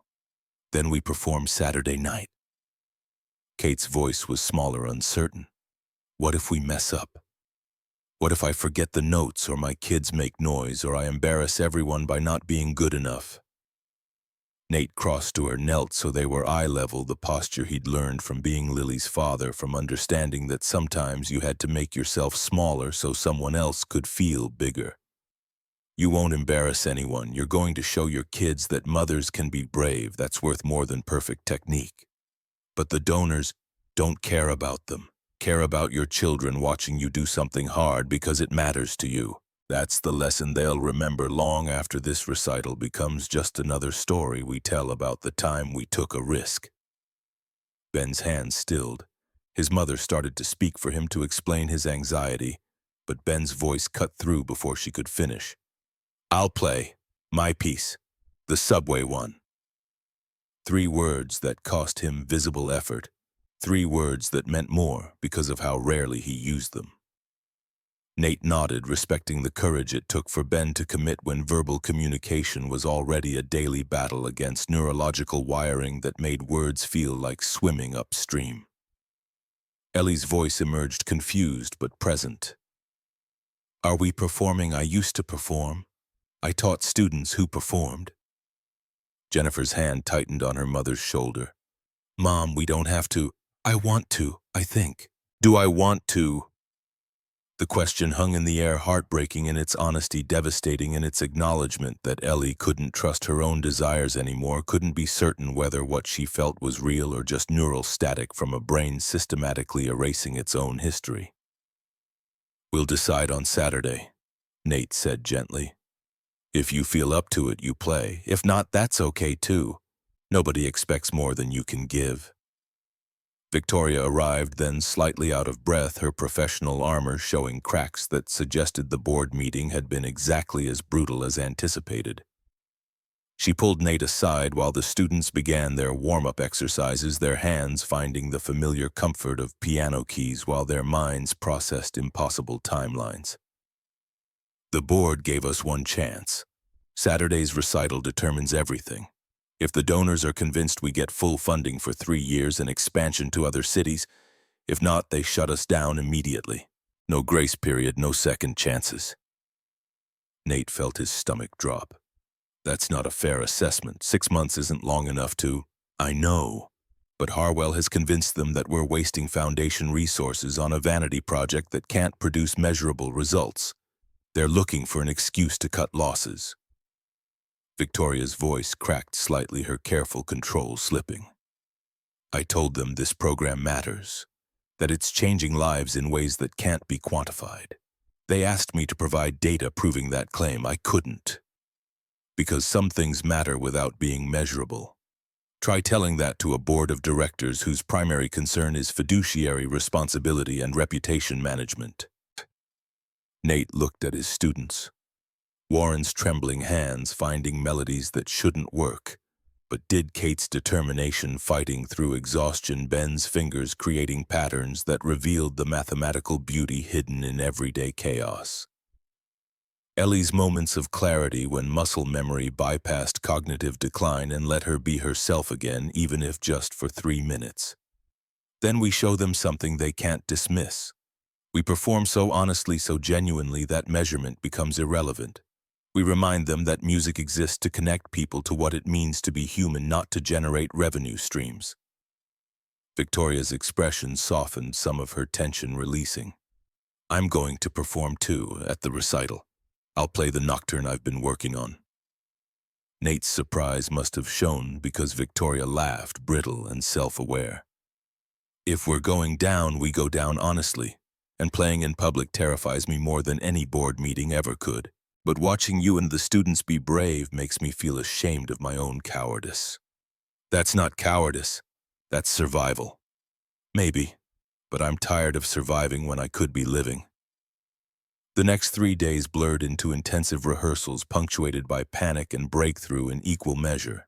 Warren worked on his tremolo nocturne until his hands ached, Sarah massaging his fingers between practice sessions. Both of them understanding that this performance meant something beyond the notes. It meant Warren reclaiming a part of himself that war had tried to take and time had almost succeeded in erasing. Kate practiced at home after her kids went to bed, her simplified version of Claire de Lune, rough around the edges but genuine in ways that technical perfection could never achieve. Her 11-year-old daughter started staying up to listen, sitting in the doorway, watching her mother transform from someone who just survived into someone who created beauty despite exhaustion.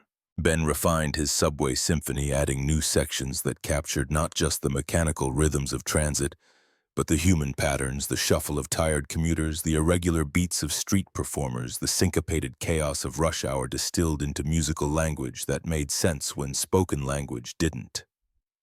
Ellie had more bad days than good, the stress of the upcoming performance seeming to accelerate her decline in ways that made Jennifer question whether participation was cruel.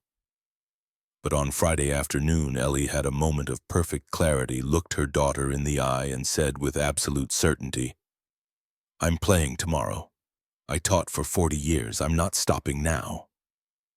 Nate spent Friday night with Lily in their apartment, the two of them eating pizza on the couch while pretending they weren't both terrified about what tomorrow would bring. Lily had been sketching all week, documenting the rehearsals, capturing moments when her subjects forgot they were being observed and just existed honestly.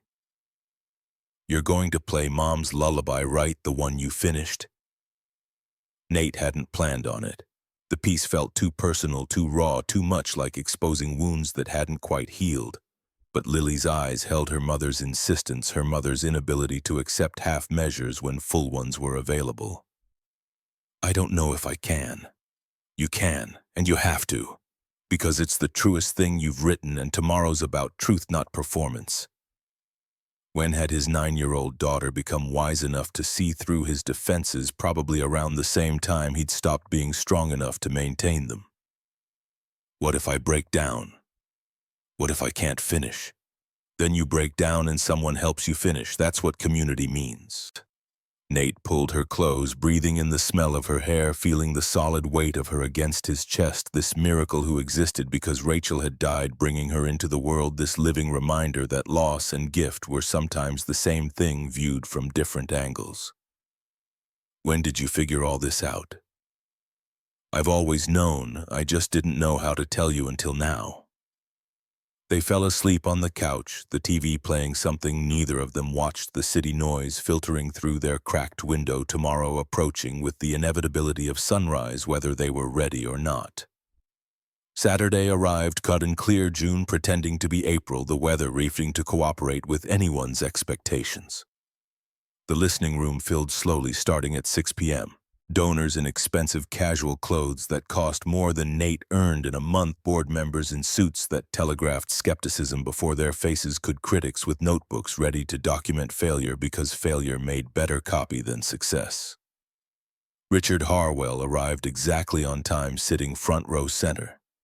His presence a challenge and a threat, and a reminder that some battles never really ended, they just paused between rounds. Nate stood backstage with his students, all of them wearing their best clothes, which ranged from Warren's carefully pressed suit to Kate's Target dress to Ben's button-up shirt that his mother had clearly argued him into wearing. Ellie looked confused about where they were, but Jennifer had dressed her in the blue dress she'd worn to recitals back when teaching was her profession instead of her fading memory.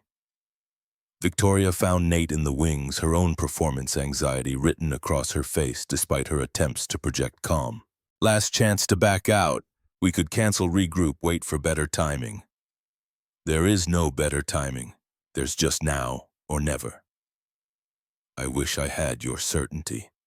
"I don't have certainty. I have students who trusted me enough to try. That's different, but maybe more important." The chapel's lights dimmed. Victoria walked onto the stage to scattered applause that sounded more like obligation than enthusiasm. She stood at the microphone, her presence commanding despite visible nerves. "Thank you for coming. Tonight isn't about proving anything, it's about witnessing transformation." The people performing weren't told music was for them. They were told explicitly or implicitly that their circumstances, their age, their disabilities made them unsuitable for this kind of beauty. They chose to try anyway. She paused, her voice strengthening. "We've built a culture that treats music like it's only valuable if it generates professional careers or measurable outcomes. But music exists for the same reason we exist, to connect, to communicate what words can't capture, to remind us that being alive means more than just surviving." Harwell shifted in his seat, his expression unreadable but his body language suggesting he'd already decided what he thought. And Victoria's words weren't changing anything. Victoria stepped back from the microphone.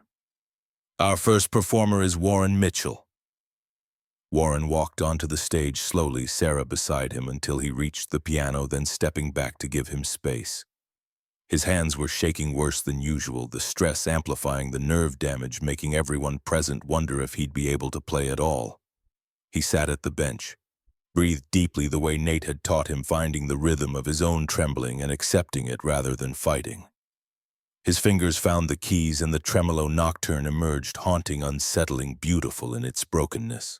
The piece transformed his trembling from disability into distinctive voice, incorporated the shaking into the rhythm so seamlessly that listeners couldn't tell where the injury ended and the intention began.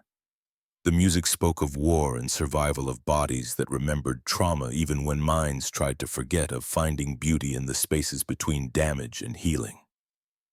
When Warren finished, silence held for 3 heartbeats.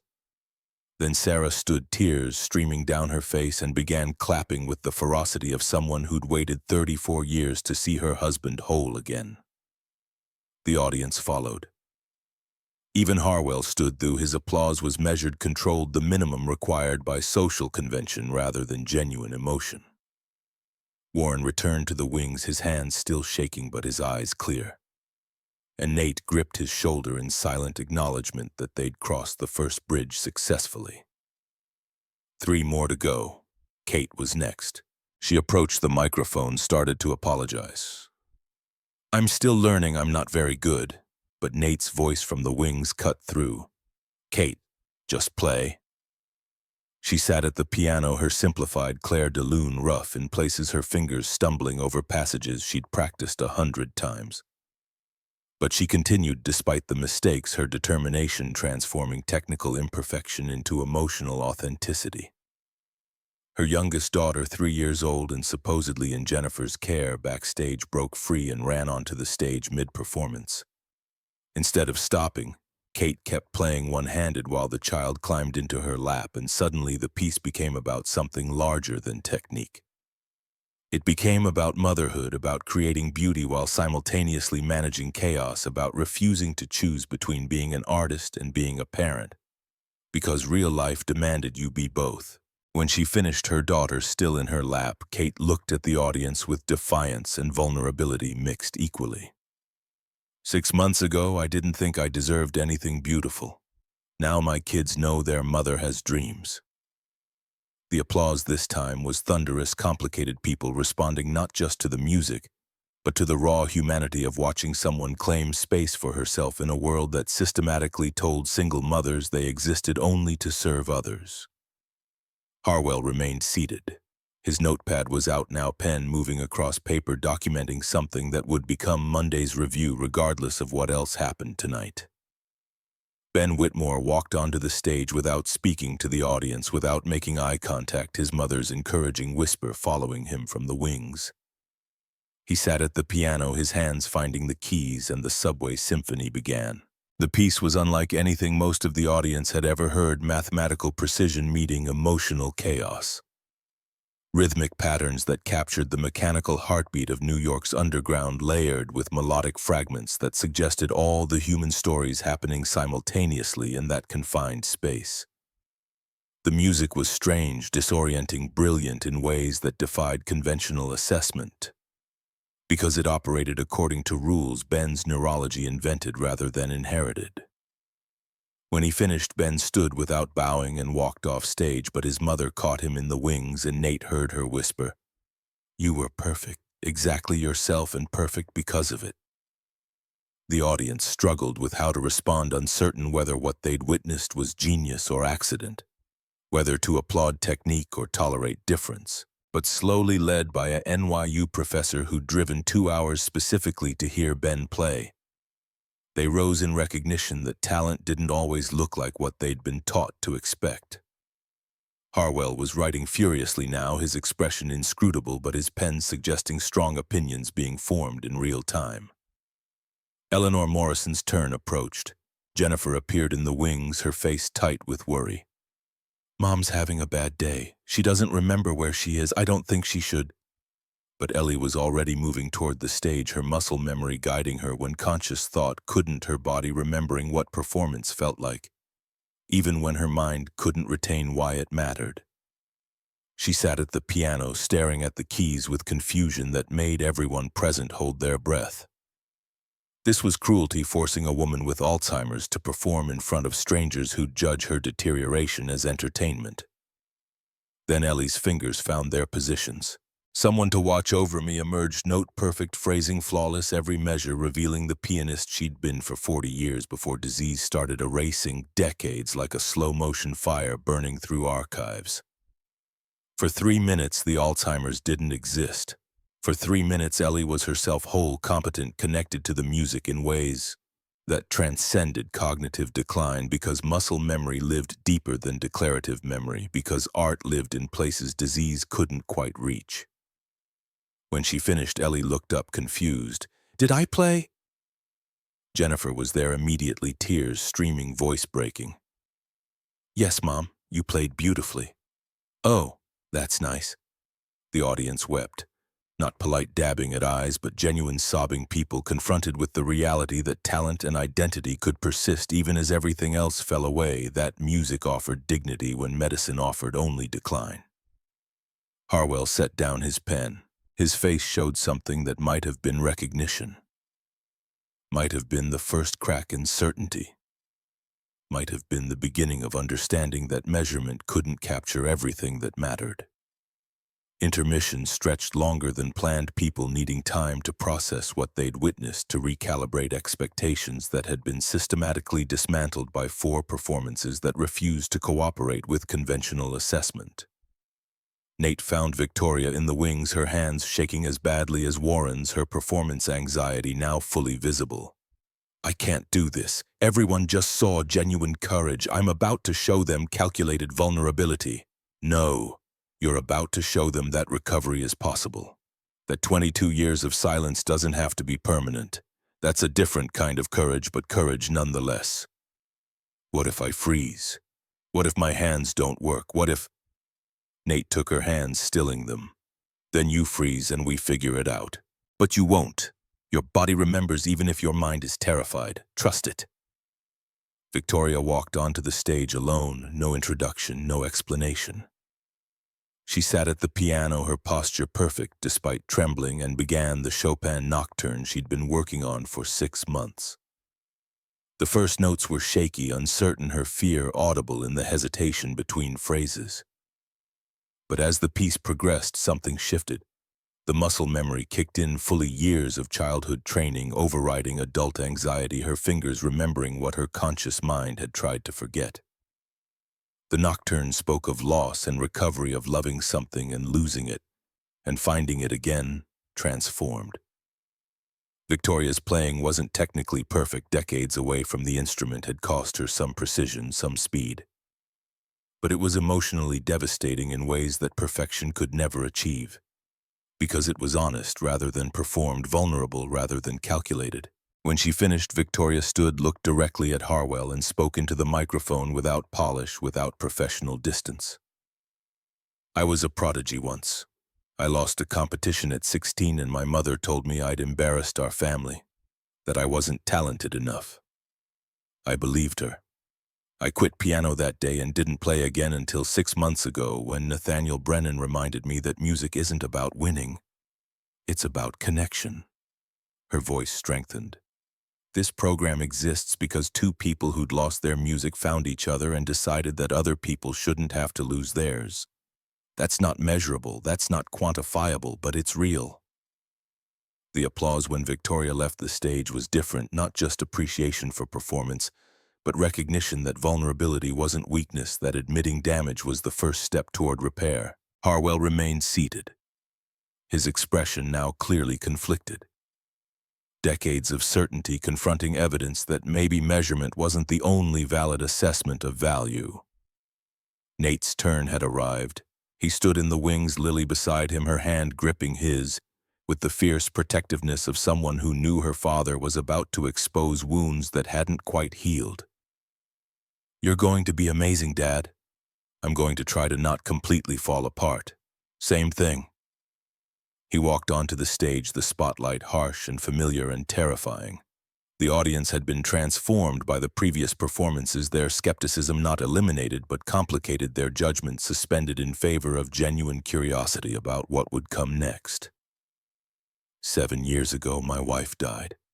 Rachel was a pediatrician who loved bad puns and good coffee, and the way piano music filled our apartment on Sunday mornings. When she died, I stopped playing because every note reminded me of her. Every phrase felt like betrayal, like I was trying to move on when moving on was impossible. He sat at the piano, his hands hovering over the keys. "This piece is called Lily's Light. I started it the week before my daughter was born, 3 weeks before Rachel died.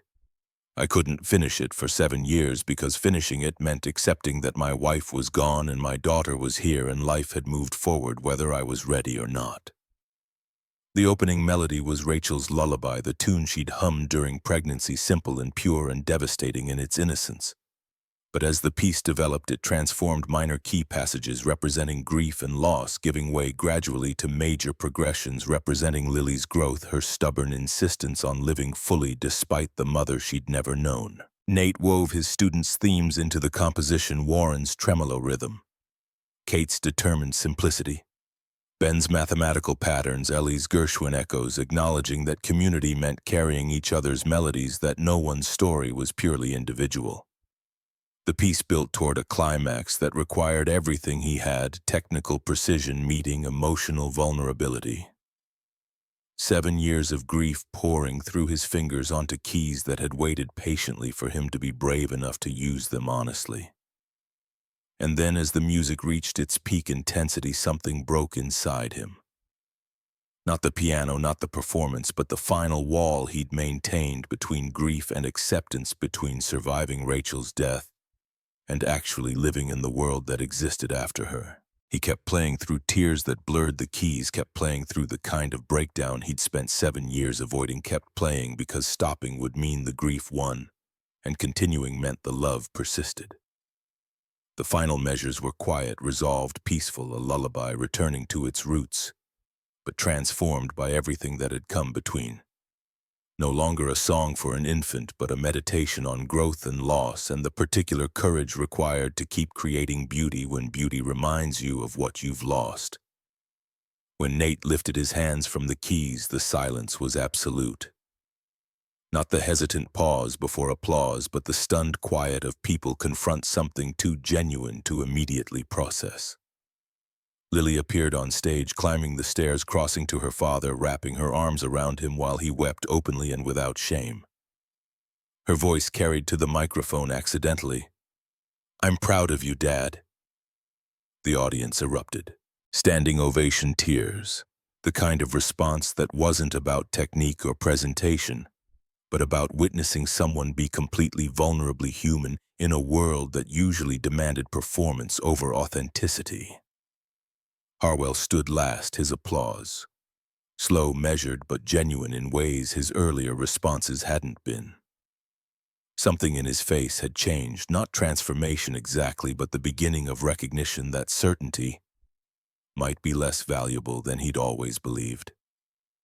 When the applause finally subsided, Harwell approached the stage. The room tensed, everyone present understanding that whatever he said next would determine the listening room's future regardless of what they'd just witnessed. "Mr. Brennan, may I speak?" Nate nodded, wary but too exhausted to be defensive. Harwell climbed onto the stage, turned to face the audience that had just given Nate a standing ovation. "I came here tonight to witness failure. I've spent 7 months trying to shut down this program because I was convinced it represented everything wrong with modern arts education: unqualified teachers, unmeasurable outcomes, resources wasted on feel-good stories that couldn't produce professional results." He paused, his voice catching slightly. "I was wrong. Completely, utterly wrong." Gasps from the audience, Victoria's eyes widening in shock, Nate too surprised to react as Harwell continued. "What I witnessed tonight is what music is actually for: not competition, not performance, not generating revenue streams or building professional careers. Connection, healing, reminding us that being alive means more than just surviving." Harwell turned to Nate, extended his hand. "I'm sorry. For the Gala, for the articles, for using my influence to try to destroy something I didn't understand. Because understanding it would have required admitting I'd been wrong about what matters." Nate took his hand. The gesture witnessed by 200 people who'd expected combat and got reconciliation instead. "Apology accepted. Everyone deserves a second chance at getting it right." The phrase hung in the air, simple and profound. The kind of wisdom that emerged from lived experience rather than abstract philosophy. Everyone deserves a second chance because everyone has needed one, because growth requires admitting prior failure, because the alternative to second chances is stagnation dressed up as principle. Donors approached Victoria after the performance checkbooks, emerging commitments made that transformed the listening room from precarious experiment to funded reality. The board members, who'd come expecting to witness justification for termination, left instead discussing expansion, replication, bringing this model to other cities where music education had been reduced to competition rather than connection. But Nate barely registered the business conversations happening around him. He stood in the wings with his students, all of them exhausted and exhilarated and understanding that they'd accomplished something that couldn't be quantified but absolutely mattered. Warren gripped his shoulder with trembling hands. "Thank you for seeing something in me I thought war had taken permanently." Kate hugged him fiercely, her kids pressed against her legs. "My daughter wants to learn piano now because she saw her mother be brave." Ben didn't speak, but his mother's whispered translation carried, "He said you taught him that different doesn't mean broken." Eleanor was already confused about where she was, the performance's clarity fading back into Alzheimer's fog. But Jennifer's tears expressed what Ellie couldn't. "You gave us 3 more minutes of my mother. That's a gift I can't repay." Lily appeared, her sketchbook full of the evening's moments. Warren's trembling hands finding steady melody. Kate's daughter climbing into her lap mid-performance. Ben's mathematical genius making beauty from chaos. Ellie's fingers remembering what her mind forgot, Victoria's vulnerability becoming strength. Nate's tears transforming grief into art. "I got it all, Dad. Every moment. For when we need to remember why we did this." Victoria found them backstage, some of her usual reserve permanently softened. "The board just approved full funding for 3 years, and 5 other cities want listening rooms. They want you to oversee national expansion." Nate looked at his students, at his daughter, at this community they'd built from shared brokenness and stubborn refusal to accept that survival was the same as living. Only if we do it right. No compromises, no turning this into something measurable that loses what makes it matter. Agreed. You run it however you think best. I'm just here to make sure you have the resources to succeed. And to keep learning piano. Victoria smiled, genuine warmth replacing calculation. That's non-negotiable. 1 year later, the listening room had become 12 locations across the United States. Warren taught veteran students his trembling hands, a badge of honor rather than shame, his tremolo nocturne published and performed by concert pianists who recognized innovation when they heard it.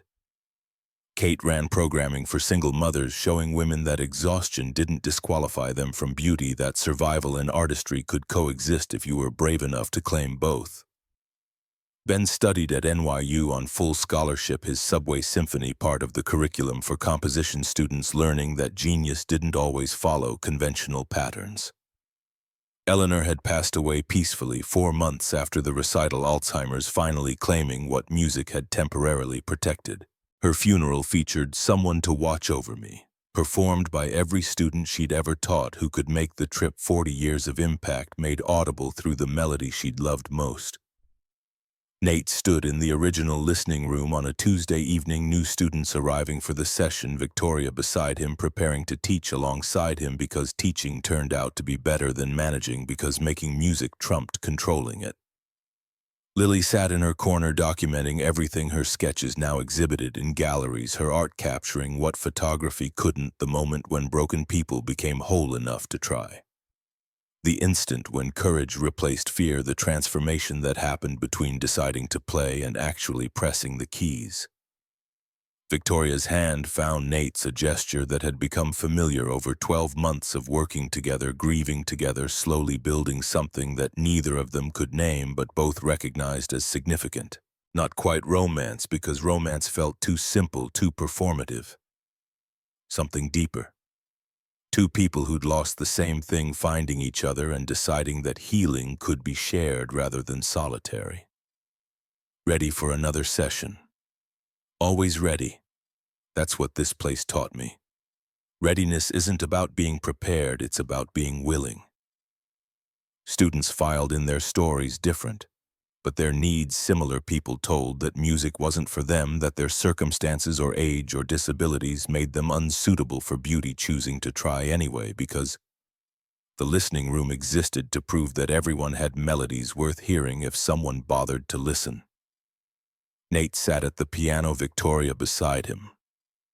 Lily in her corner, the city noise filtering through windows that used to be dirty but were clean now, maintained by people who understood that light needed clear passage to do its work. He played the opening bars of Lily's Light. The melody Rachel had hummed transformed through grief into something that honored loss without being destroyed by it. And his students listened, learning not just technique, but the more important lesson that music existed to remind us that beauty persisted after terrible things. That connection was possible between broken people, that second chances were always available if you were brave enough to try again. The city continued outside, relentless and demanding, and completely indifferent to whether any individual story succeeded or failed. But inside the listening room, in the converted chapel that smelled like old wood and new possibility, people were learning that survival wasn't enough, that living required vulnerability. That the bravest thing you could do was let yourself be heard. Nate had spent 7 years invisible. Now he was teaching others that visibility, while terrifying, was the only way forward that actually mattered. That hiding kept you safe but also kept you alone. That letting people see you, really see you, wounds and all, was how you found the others who were also wounded. Also scared, also learning that healing was possible if you stopped running long enough to let it happen. Rachel had been right. The music never died. It just waited patient as sleeping pianos for someone brave enough to wake it up.